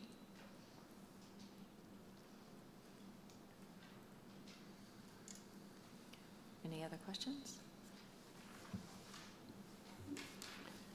This information's always interesting to get back. Okay. Anything else? Nope. Okay. Thanks. All right. You're welcome. Thank you. Thank you. I'm up next as well. All right. Just stay put. All righty. Are you ready for me? Oh, okay. absolutely. Go ahead. Just waiting for a high sign. My computer was like going really Waiting slow. for you to communicate. Next up is consideration of the comprehensive communications plan for the remainder of this school year and into the next school year. Before I really jump into it, I wanted to provide some background as to the purpose of a communications plan. The plan really establishes a comprehensive integrated communications process for effective messaging with all stakeholders. So it aligns with the district's vision, mission, strategic plan. This is a document that builds on the direction that the school district is already going in. And we use this within our department to plan and prioritize the work we do day in and day out. So that makes sure that we are staying on plan, so to speak, and focusing on our goals and strategies, while also providing some measurement for that so that we can make sure that what we're doing is effective and adjust as we go along. So what I'm presenting is truly a comprehensive foundation for a solid communications plan. It's something that as we go down the road and revise for future iterations, we can look at what was working, what do we want to continue, what do we want to layer in and add to our plan down the road. So we're committed to the strategies in this plan, but we're not limited to them. I think that's important to note. If you don't see it in there, that doesn't mean we're not going to do those things that we know we need to do. So the first section of the plan really is sort of taking inventory. We're looking at who are our key audiences that we need to make sure that we're communicating with on a regular basis, and what do we want the behaviors and the perceptions of those audiences to be. Then we also look at what are the communications tools at our disposal. So, you know, the broadcast emails, the website, our social media, our relationships with the media, newspapers, broadcast, all of those things. So you see that in the beginning. And then we jump into the meat of the plan, which is 4 goals with supporting strategies under them. So the first goal is developing and maintaining positive collaborative relationships with all stakeholders to strengthen support for Mehlville School District. This is where you see messaging strategies, our need to get communications out on a variety of methods, from newsletters to media relations, the need to gather feedback and to make sure our communication is two-way and that we're listening to our stakeholders. The second goal focuses on the communications tools that we have at hand. So looking at our social media channels, where can we grow our followers and reach more people? One of our strategies going forward is a refresh of the website. How do we make that more user-friendly to the people visiting so that they can find what they need quicker? The third goal is really all about employee communications. We talk about word of mouth. We want to make sure that our employees have the most up-to-date factual information about what's going on with the school district. We want to make sure they feel empowered to squelch rumors. We want to make sure that they feel recognized and appreciated, and that we're really working on a positive district climate. So the strategies in that section really try to build community and make sure that our staff know what's going on with the district. And then finally, the last goal is all about crisis communication. So we're looking at how communication fits in with our crisis plans and making sure that we have that aspect taken care of. We've had a few opportunities to try out the crisis communications this year, so we know we need to work on some checklists and continue to develop those relationships that have worked really well for us so far this school year. I'm happy to take any questions. I like that you guys put that in as one of your goals, because I know when we've had situations that have come up that we've had to use this, people in the community feel that if it's happening at one of our schools, that they have the right to know what is going on, and that is not always the case. But what I would like to see is, for example, if something is happening here, considering the fact we've got Mosaic across the street and we have Berkeley right behind us, especially if we have news helicopters up in the air, you can hear sirens, things like that. I think communications need to be going out to those schools as well, just letting them know and letting those parents know. When you see something like that on the news and all of a sudden it's all over your school, you know, you may not quite know what school they're actually over.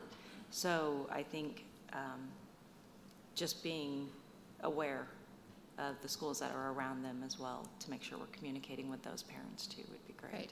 We want to make sure our parents are hearing news from us and not exactly TV. Right. Any questions? I'm not going to ask a question, but the last time we had something about a communication plan, I wasn't entirely on board, and I just want to say that this one was extremely well thought through, very comprehensive.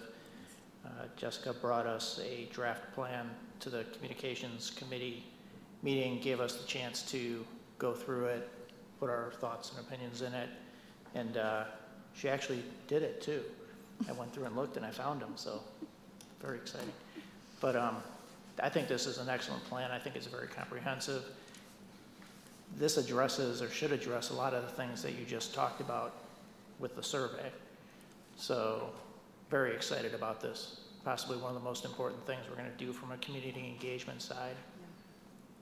I'll be interested to see the next survey after this plan has been in effect for a couple of years, to see how the survey and the community responds after that. So. Me too. And one data point I'll pull out is thoughts about how we spend our money. In 2014 was better than it is in 2018, and yet 2014 was leading up to what required us to pass Prop R in order to get out of $4 million in deficit. So right. Yeah.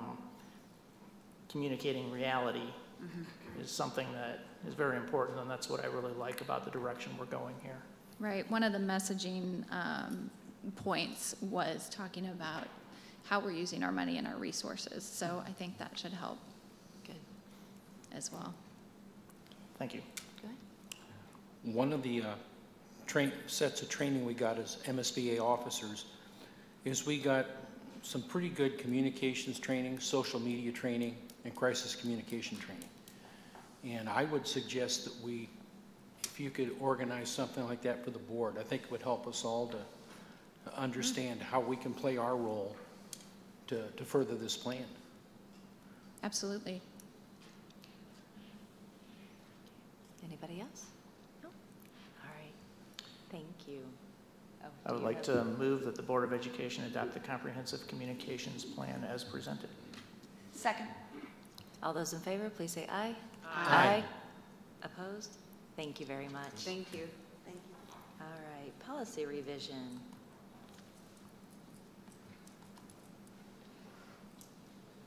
Okay, we have one policy to ask the board to approve tonight. This was worked on for the last couple of months. Marshall was instrumental in communicating with MSBA on this. And particularly, he wanted some language added to it to define what a municipal advisor is, and just for clarification, a little more transparency. I learned, and Marshall, if I'm correct, that Marshall is a municipal advisor based on the definition. So he's asking the board to consider it and approve it. Okay. Any questions? Can I get a recommendation? Motion to approve policy DC as presented. Second. All those in favor, please say aye. Aye. Opposed? Thank you very much. All right. Performance excellence, core value. It's the Bobbsey twins again. They're back. Good evening. Good evening. We're excited about this one in particular because we've tried to lay the foundation for the last several months, and we're finally able to now start to jump into some of the categories where we can provide some sources of evidence and some things that are already happening and some things that we still need to improve upon. So tonight's topic is about senior leadership, specifically mission, vision, values, goals, governance, pieces like that.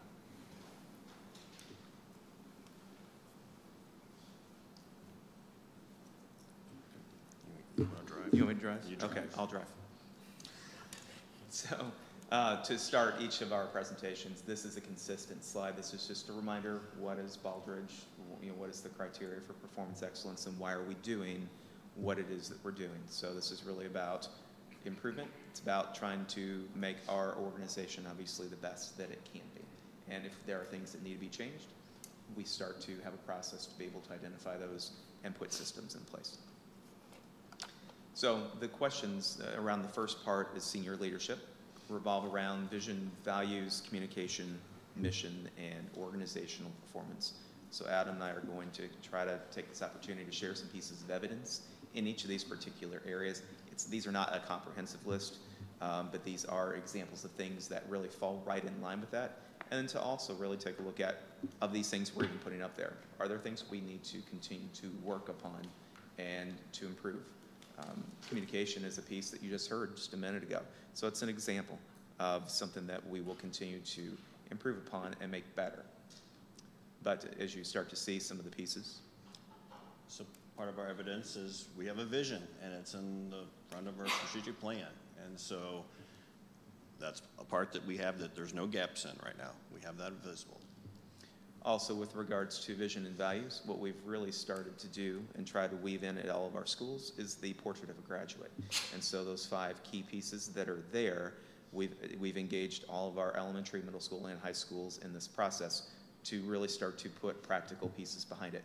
What are they actually doing in some of their classes and in some of their programs to be able to really say that we're living, being a creative and a critical thinker, to be an ethical and a global citizen. They are things that we're starting to be able to do. You saw evidence tonight while Oakville High was up here as well with the information that was shared with you. Just kind of hover over that and click, and all that information is there. So under the next category with legal and ethical behaviors, we have our MSBA policies that we operate under, and then we also have safe schools training as piece of evidence for all of our compliancy training for state and federal laws. From a communication standpoint, you see some examples of just these are different pieces of communication, some of which you're involved with, some of which we're involved with, and some of which really is engaging our community. And so these are just examples. Again, this is not a comprehensive list, but when you start to see a number of them put out there, you really think, you know, we are more focused on the different communication strands that we use, whether it's social media, whether it's print media, whether it's video, that we're a little bit more explicit and moving forward in very intentional and in multiple ways of the media. Brian's very systematic too. You notice he'll have 12 categories here on most of these because he wanted it to match so it looks good. But creating an environment for success, we have many of the things that we've been working on as Oakville High and Middle talked about tonight over the past 3 years, and really focusing on professional development for all staff and innovation, and then all the little moving parts that make the district operate so students can see success in their educational process. Also, from an organizational performance standpoint, we start to look at focus on action and things that we do that really are starting to generate actionable results, and then the continued process of improvement. So many of these things, as you can see, are, you know, they're either curriculum-related items or they're accreditation-related items, but they're also items that our community is providing some feedback in as well where possible. And that includes listening sessions. Even though sometimes they're not always the most well-attended, it provides an opportunity for our community to engage, and that gives them a feeling for focus on action. And that's a good example, and I think a good thing to continue to do. So the next piece we jump into is governance and societal responsibilities, and that really, we deal more in governments with legal and ethical behavior as well as those societal responsibilities. And that is not just looking at how our kids are doing academically, it's also looking at how are we helping our society and how does our community engage in that process of being helpful. So some evidence of our governance system is our strategic plan, our policies, our budgeting process, the audits that we go through, the data dashboards, and the communications plan that Jess just talked about, as well as elections and CSEPs.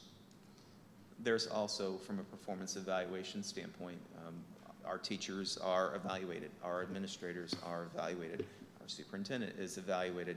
Not all of the pieces necessarily use a platform such as Talent Ed, but Talent Ed is kind of our go-to with regards to this is the evaluation tool. It's an online piece that we use to be able to house all of our different types of evaluations. So there is a system in place, you know, checks and balances and reminders, and you haven't done this, and you know, so there's a system in place to keep people in line as to these evaluations are due, and they're due here.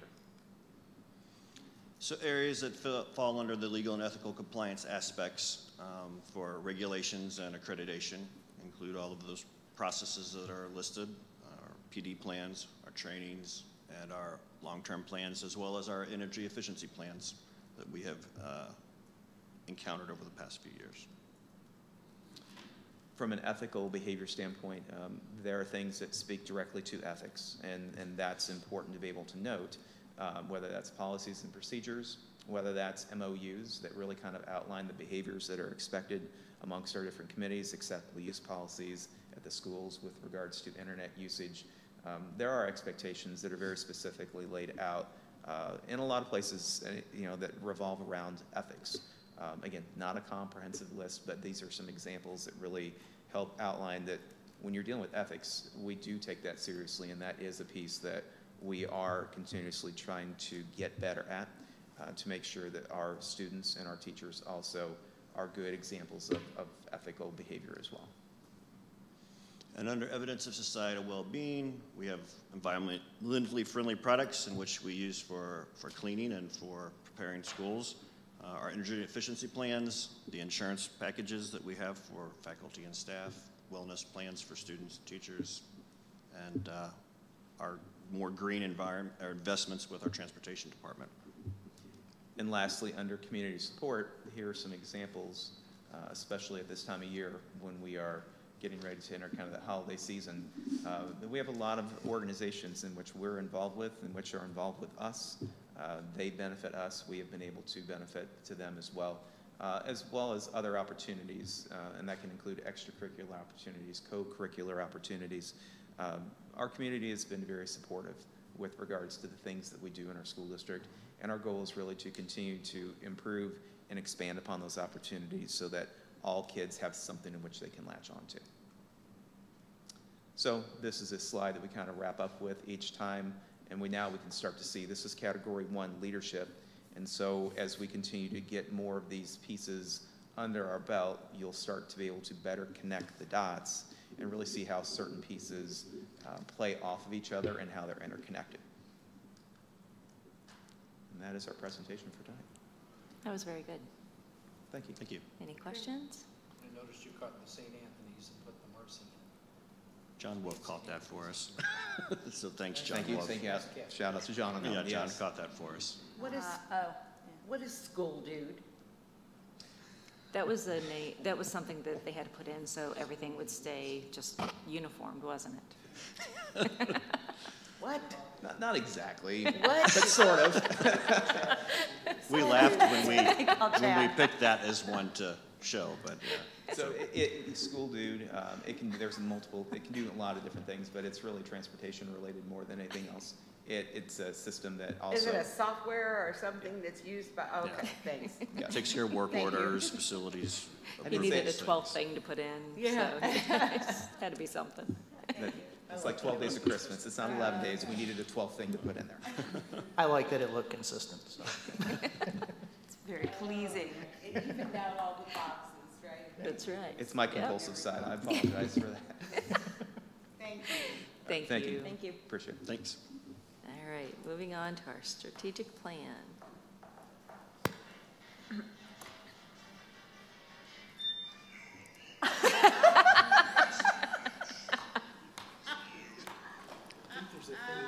I was at a conference years ago, and they had walk-up songs, and so I just thought I needed one tonight.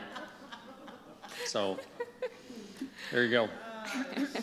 So we've been trying to give these periodic kind of updates around the strategic plan. Our strategic plan is 3 kind of broad areas around student preparation, teacher support, and being an effective and efficient system.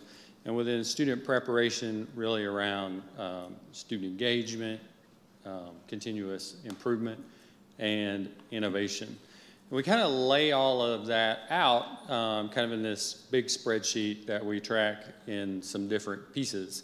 One of those pieces is around curriculums and textbooks and staff development. And the curriculum adoption schedule is a 10-year cycle. It repeats itself, no real changes here. And then how do we support those pieces with staff development? So usually we're fairly solid on the staff development piece out a couple of years, but in some places we've kind of got some to be determined as some things kind of come towards an end. But in a lot of pieces, kind of what we've been looking at as we move from introducing something to implementing it to trying to get it to be something that's institutionalized. In most cases, that's going to probably take about a 6-year commitment, probably. So that's kind of what I wrap my head around typically.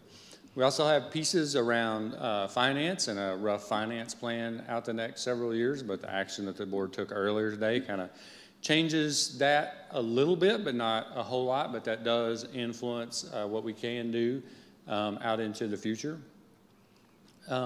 So around that, we had presented, going back to June of 2017, kind of this notion of what was possible out into the future and an opportunity. And we've kind of kept the slide relatively the same kind of ever since that time, but we know the numbers have fluctuated a little bit with some updated data around that 47 cents and the 4 cents a little bit.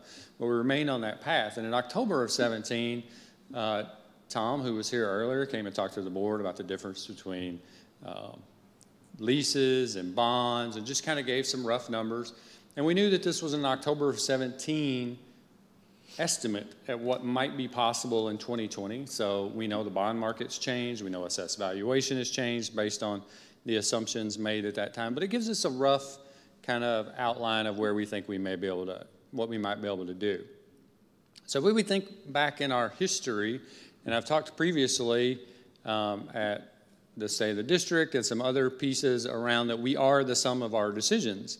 We're that way as people. We're that way as an organization as well. And as an organization in some form or another, schools in Mehlville area have been around since 1840. And since that time and over that time, teachers and parents and the community and administrators and boards have all made decisions. But these are the decisions at the ballot box since 1953 related to either a tax increase or a significant investment in facilities. You can see that in the past, at some points, we were very successful. 50s and 60s, the population within St. Louis County, the student population was growing significantly. So Mehlville and districts across the county were building schools like crazy. And then you can see a slowdown in success to the point where I often joke that we just quit asking is kind of what it looks like to some extent. But our last significant investment in facilities goes back to 2000. And we can see that, you know, the ones that were successful related to facilities, what were those and what were those amounts? And you can see that from the 50s up until the early 90s, it was cyclical bond issues for a variety of issues to fund different projects around the district. But we've not had a significant investment since 2000.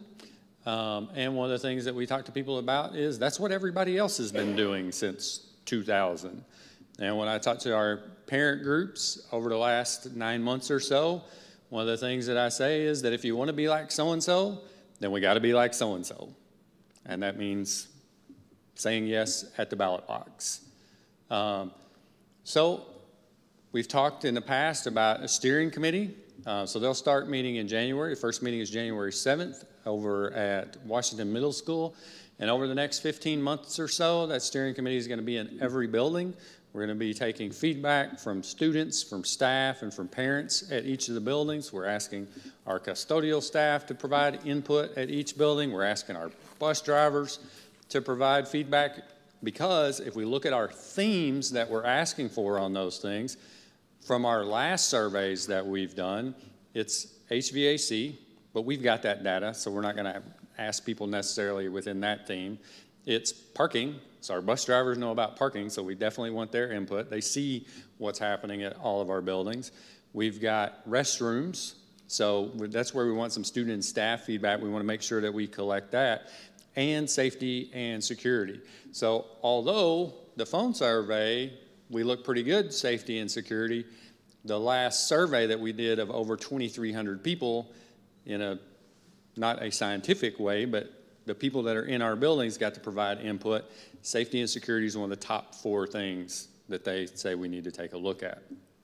So as that group, that steering committee kind of ends their work, then they'll begin to work with the finance committee and the facility committee to deliver a recommendation of what might we do sometime in the summer of 2020, hopefully in mid to late June.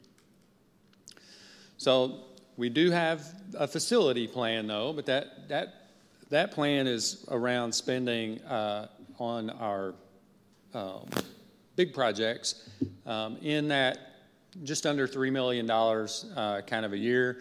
We've got the bus piece in there and what we're going to do kind of out over time in that regard. So those are all just pieces of kind of what we have laid out.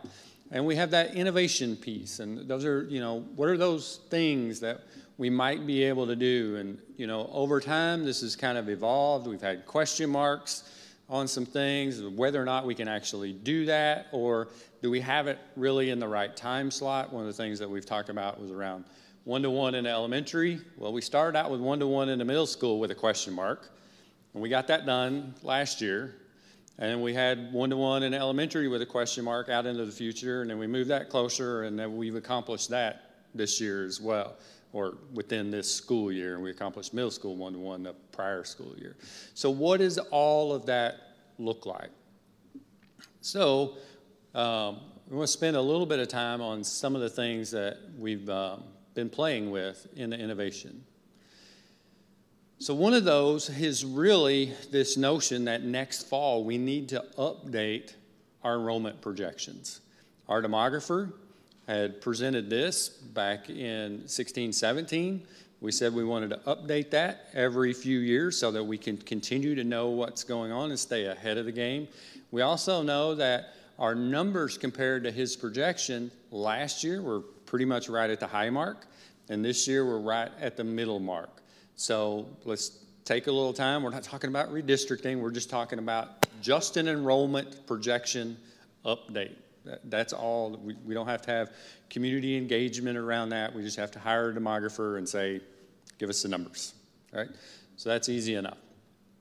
So the other piece is this middle school academy concept. So we had this placeholder name called Academy 255, and I've been joking that Academy 255 is dead. And rising in its ashes are 4 academies, one at each middle school. But to understand that, we've got to wrap our head around what the middle school schedule looks like. So that changed a little bit this year when we went to an 8-period day in the middle schools. So out of those 8 periods a student has, 2 of those are going to be for English language arts, 1 for social studies, 1 for math, 1 for science. So those are 5 blocks or periods that are going to be pretty locked in. The students are also going to have to take a PE, health, and then kind of something with that, typically computer. So that's 1. And then they've got 2 choices. And now we have more choices in all of those pieces for our students. So what we're looking at for this middle school academy concept that we're going to call the Bobcat Academy and the Eagle Academy and the Patriot Academy and the Spartan Academy is something Mosaic-like. So what we're looking at then is ELA and social studies would be 3 periods. Well, how can we block those together and have that with 1 teacher? And how can we do the same with math and science? And how can we start this next year with about 25 6th grade students per middle school? And then how do we grow that up over time? So we're looking at a half an FTE at each building. When the ELA social studies piece, about 1/3 of an FTE with the math science. And we can handle those 25 students. Now, maybe it's more. If it's more, we can shift that teaching a little bit, that teacher responsibility a little bit. So we could probably handle a little bit more. And then as we move to the year after, we think we can definitely expand as that 6th grade group moves up. Probably go up to 50 for sure, if we aren't already at 50. And then we've got another 6th grade class. And then as they move up into 8th grade, we begin to encounter one of our challenges that we'll talk about here a little bit more. But so we think we can grow this up in the middle schools kind of over time. So challenges, 6th grade is kind of the easy one because certification isn't a challenge, but teacher certification does become a challenge in 7th and 8th grade because teachers will be at 7th and 8th grade certificated in a subject area. So how do we make sure that we've got those folks together and how can that work? We know scheduling is going to be a challenge because this is going to kind of be a one-off within each of the middle school schedules, but we're confident we can do that. But math is the biggest challenge, especially as we get into 8th grade. So we've got a couple years to kind of figure that out. So to some extent, having kind of 6th grade math and 6th grade challenge math in the same classroom, I mean, that's a challenge, but this is somewhat of a personalized environment, so we think we can make that work. But as we get into 8th grade, now we're talking Algebra 1 versus 8th grade math. And so we're talking very different coursework. So what it's going to look like in 8th grade because of math may be a little bit more of a challenge. But we've got a couple years to figure out what that's going to look like. So we've essentially kind of built a skeleton of what the concept can be. So each of the principals has already talked to their faculty about the concept. Tonight we're informing you. So teachers who are interested have to give some written notice to their principal by January 11th that they would want to be interested in this, may want to teach in this piece. Sometime in the next 30 30, 40 days, we'll have a video together that we'll use that to send out to parents. It'll be conceptual of what the program is going to be. And then parents will learn more about it when they attend 5th grade parent nights at the middle schools. We anticipate that we'll have teachers selected for the program by February 1. So then we'll have a good long time for staff development of those folks as we look around that model and have those 5th grade parent nights. Some of them will be in February, some will be in March, so it kind of vary by building. And we'll be prepared to launch and hit the ground running with a group of 6th graders at each of our buildings in August of 2019. So we're really excited about that. Like I say, that's kind of the skeleton piece. How the meat gets on that skeleton is going to be a little bit different at each building, but conceptually it will all run the same. As an example, we've kind of got it paired out that ideally we think it would be ELA and social studies together and math science together. But we do have one particular teacher interested in doing this, and their certification is math social studies. So there's some pieces like that we'll have to kind of figure out how to work around. So like I say, we kind of have the skeleton piece, but we've got to get the meat on there, and that'll happen at the building level as they plan. Like I said, we're pretty excited about that. We're also excited about some pieces at the high school that we're looking at over the next few years. Multiple people have talked about Portrait of a Graduate tonight. We talk about engaging students and how can we do that? Well, we can expand the opportunities our students have and the options for them. How do we increase work-based learning experiences for our students? And how do we make that learning a little bit more relevant for our students? So we've kind of looked at a few pieces that we're going to take a look at over the next few years. So one of those is around graduation requirements. So if you think of an 8-period day over 4 years, you've got an opportunity, or really we have a 7-period. We have an 8 block, but we really only have 7 classes. So 7 classes over 4 years, so that's 28 possibilities for credit. Because of what we offer in the middle school, 8th graders could earn up to 2 credits, algebra and a foreign language. And then there are summer opportunities, at least over 4 summers, where you could get perhaps up to 2 credits over a summer, so you could accumulate a lot. And there's nearly unlimited opportunities for virtual. But if we look at those 28 spaces that are kind of available in the base schedule, and we look at what is required,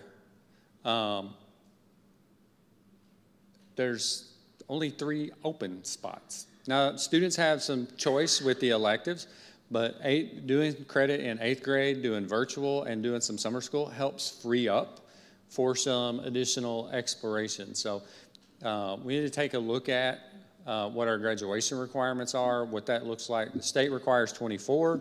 We require 25. Our additional one is around that additional foreign language or a second fine art. That's how we're a little bit different from the state. We're also looking at how do we expand MyPath, right? We've got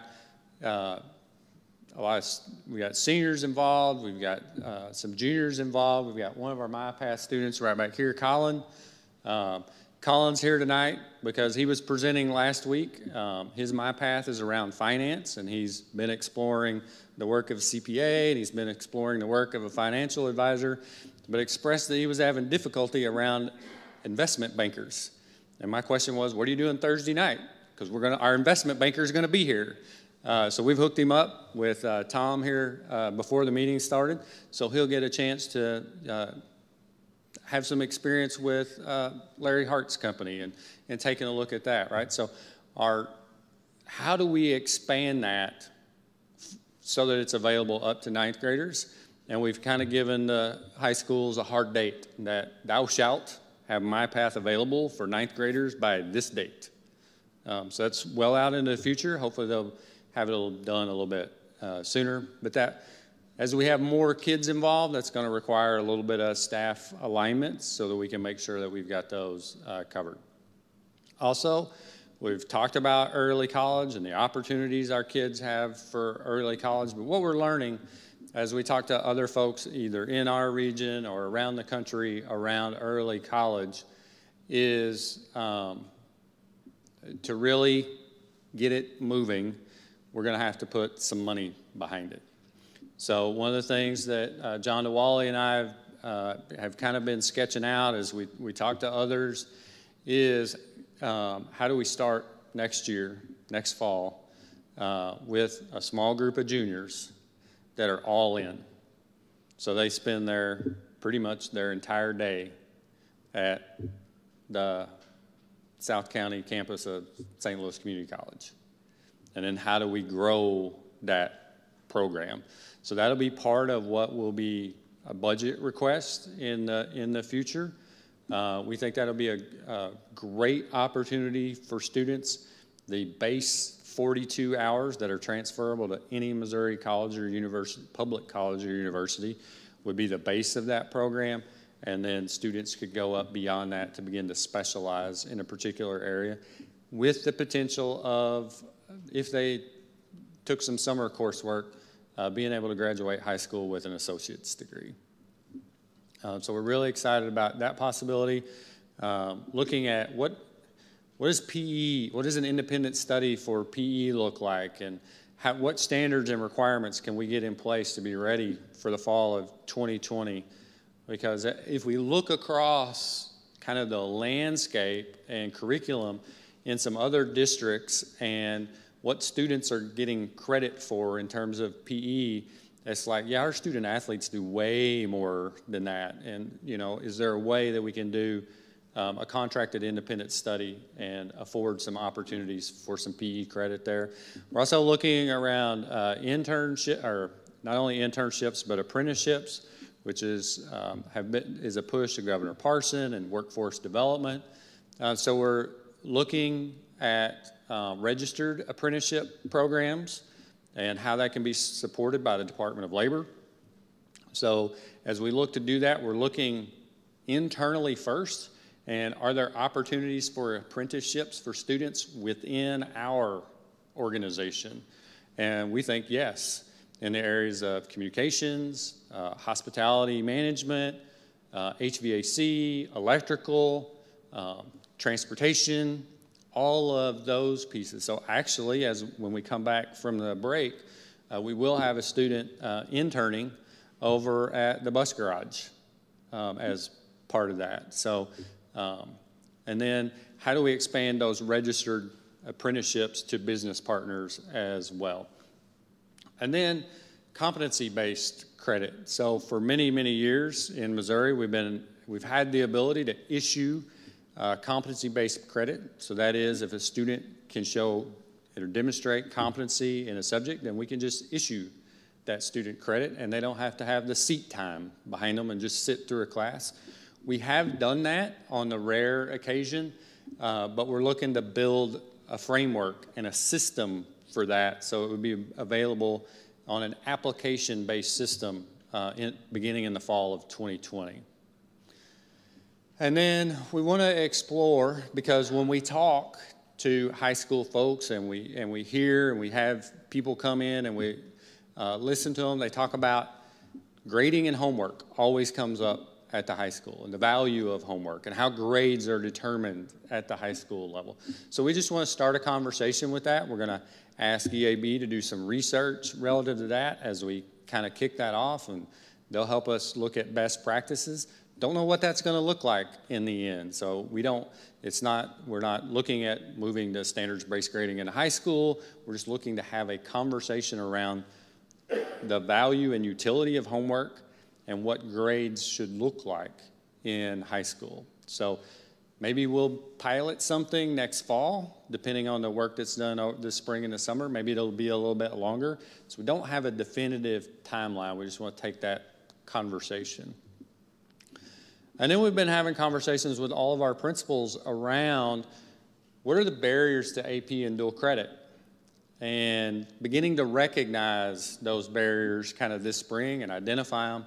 One of the things that we've looked at is, what's our enrollment in AP and dual credit from a racial standpoint relative to the racial makeup of the district as a whole. And we can see that the non-white population is very much underrepresented in AP and dual credit courses at the high school. And then we begin to trace that backwards to 8th grade algebra and 7th grade challenge math and then 6th grade challenge math. And what are the barriers that we put in place as we place kids in 6th grade challenge math, and what are the decisions that our 5th grade teachers are making? Because if we take this whole notion of setting students on a path and determining their path around math as early as the end of 5th grade, so what does that mean over your lifetime? So a student who goes into 6th grade challenge math is more likely to have an algebra credit by the time they leave middle school. They're more likely to take higher math as they enter into high school and take more math while they're in high school. Algebra 2 sets them up better to be successful in college. We know that Algebra 2 is a key indicator for success in college. And we know that all of those pieces impact your peers and who you hang out with and who you associate with. And how does that impact then a difference in 6th grade challenge math and 6th grade regular math to who might be your spouse one day? Because it's influenced who you've been with and how you go to college or maybe not go to college, or what college you go to, what profession you might go into, and the professionals that you hang around with.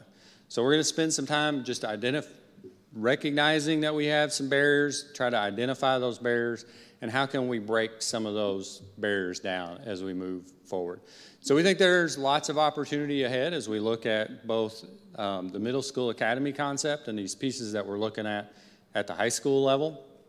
So, you know, as we look at expanding early childhood, because we're seeing that decline in student enrollment at the elementary, that frees up space so we can serve a few more kids. So we're looking at being able to add another early childhood classroom for next year. We thought we were kind of at the end of summer school expansion, but Dr. Bressler and some folks have some ideas of how we could certainly expand some opportunities, especially for our EL students.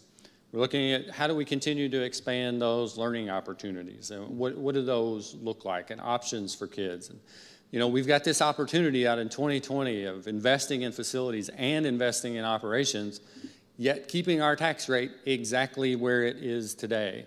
So, you know, looks pretty bright out there into the future, and we think we're headed in a good direction.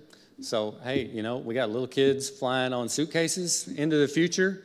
We're pretty pleased about where we think we're headed. So I will attempt to answer any questions you might have. Okay. Questions? I have a couple. The 6th grade enrollment, that will be the mosaic-like. How are we going to do that enrollment for those 25? Is it going to be lottery-based like it was, or are we going to try to accommodate any of the students that want to do it? We're going to start by seeing what our interest is. Okay. Right? And so if we've got 25 interested, that's easy. Right? So maybe that's easy at one school. Maybe at another school, it's 100. We're not going to have the capacity to do 100 next year. Right. We might have the capacity. I think we'll probably have the capacity at most to do 50 at a building. It depends on what our interest numbers are going to be by building, on how we're going to, whether or not we're going to have or put a process in place to whittle that down or not. And then as far as the teachers letting you know their interest, are we pulling only from the middle school, or are we offering it to district-wide, all of our teachers, and then would we move them around based upon the needs in the buildings? As of right now, we've only kind of presented it to the middle school faculties at each building. Okay. We're going to see what that's going to yield kind of before we go beyond that, because part of the challenge is the certification piece. Right, sure. Okay. All right, that was all I had. Anybody else?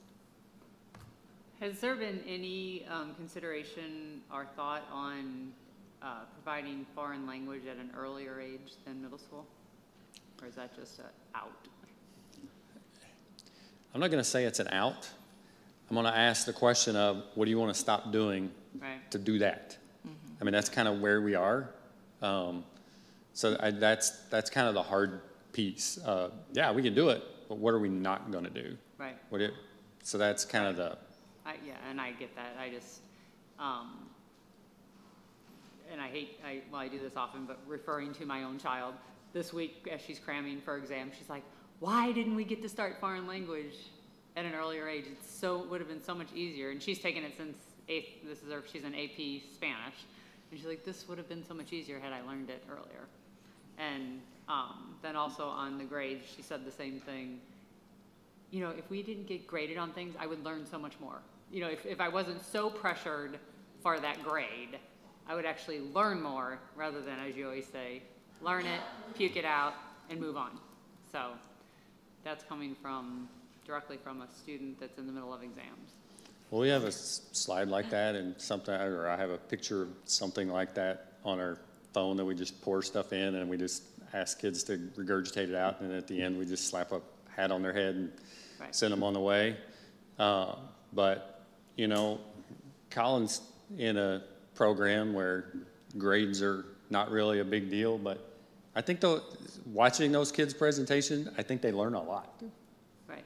Well, and again, my daughter, but she was going to do the CAPS program, but she wanted to finish her AP Spanish, and she wanted to finish her grades, as they're called, but now she has many regrets for turning down the CAPS, and she's like, why didn't I just do that? I'm like, I don't know, it was your choice though. So, I think as things progress and you get away from these kids that have never, our age kids were not exposed to that until last year, basically. Right. And so I think as they get more exposed to it earlier and earlier and earlier, more kids are gonna be engaged in it, and it's gonna be a win-win for everybody. Well, I kind of joked or quipped all year around this whole notion that you are the sum of your decisions. Was we give more students more choice. You know, when you choose one thing, that means sometimes you can't choose another thing. And I think we'll have growing pains around that as students try to decide what is best for them. But I think a lot of the stuff that we're putting in place is helping them make a better choice over their lifetime of what is going to fit, because we're giving them opportunities to explore pieces and explore their interest and find out. And we've seen this in some of our MyPath students is, I really thought I wanted to do this, but after sitting and watching what people actually do doing that, I don't want to do that. Mm-hmm. You know, and that in and of itself has a lot of value. Right. Well, and also letting kids in middle school know what their opportunities, they're going to know these opportunities are in high school, whereas my kid, once again, they weren't available, and so she literally had her schedule planned out since 8th grade, and trying to get a kid that's that regimented to change. But it'll be great that kids will learn more and more, and this innovation's going to get pushed into middle school and then into high school so that they can plan their lives accordingly if they're planners and know they have the opportunity. So. Okay. Anything else? So I do want to mention one other thing before I step away, and it kind of goes to some of the stuff that Smith & Smith team over there, kind of mentioned around, some of the things that we do and we offer. It's new. It's not something we offer as a district as a benefit necessarily, but it is something that just because of my involvement in AASA, I kind of got a heads up about, and it is just this little group that helps people negotiate the student loan environment to reduce their stuff. So we've had a number of teachers get engaged kind of with that.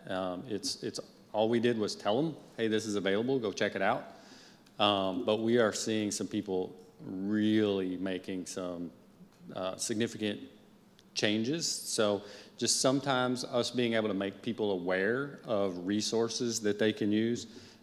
We've got employees that have cut their student loan payments in half or less through that program, and after 10 years, you know, they've gone from 20 years of student loan payments down to 10, and a lesser payment. So that's been really good for our folks. Not something that we promote, it's just something that we've informed people about, but that's kind of goes to that whole notion of kind of societal responsibility, but we have a, you know, we have a responsibility to our employees. And it's not something that just teachers can take advantage of, too. So they've kind of pushed it out to family and friends as well. So thanks. Thank you. All right, Kevin, you going to put us into closed session? Nope.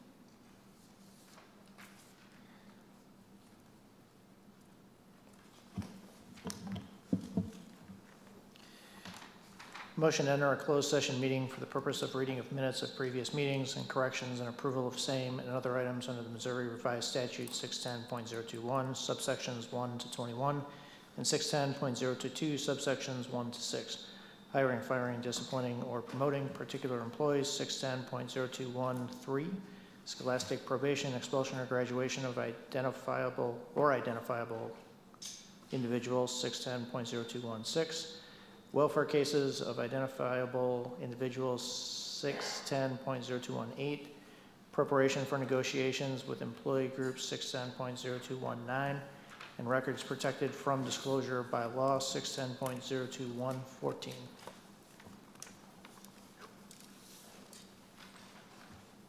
Anybody? Second. Thank you. Tori? Yes. Jean? Yes. Sam? Yes. Larry? Yes. Peggy? Yes. Lisa? Yes. Me, yes. All right. Thank you, guys.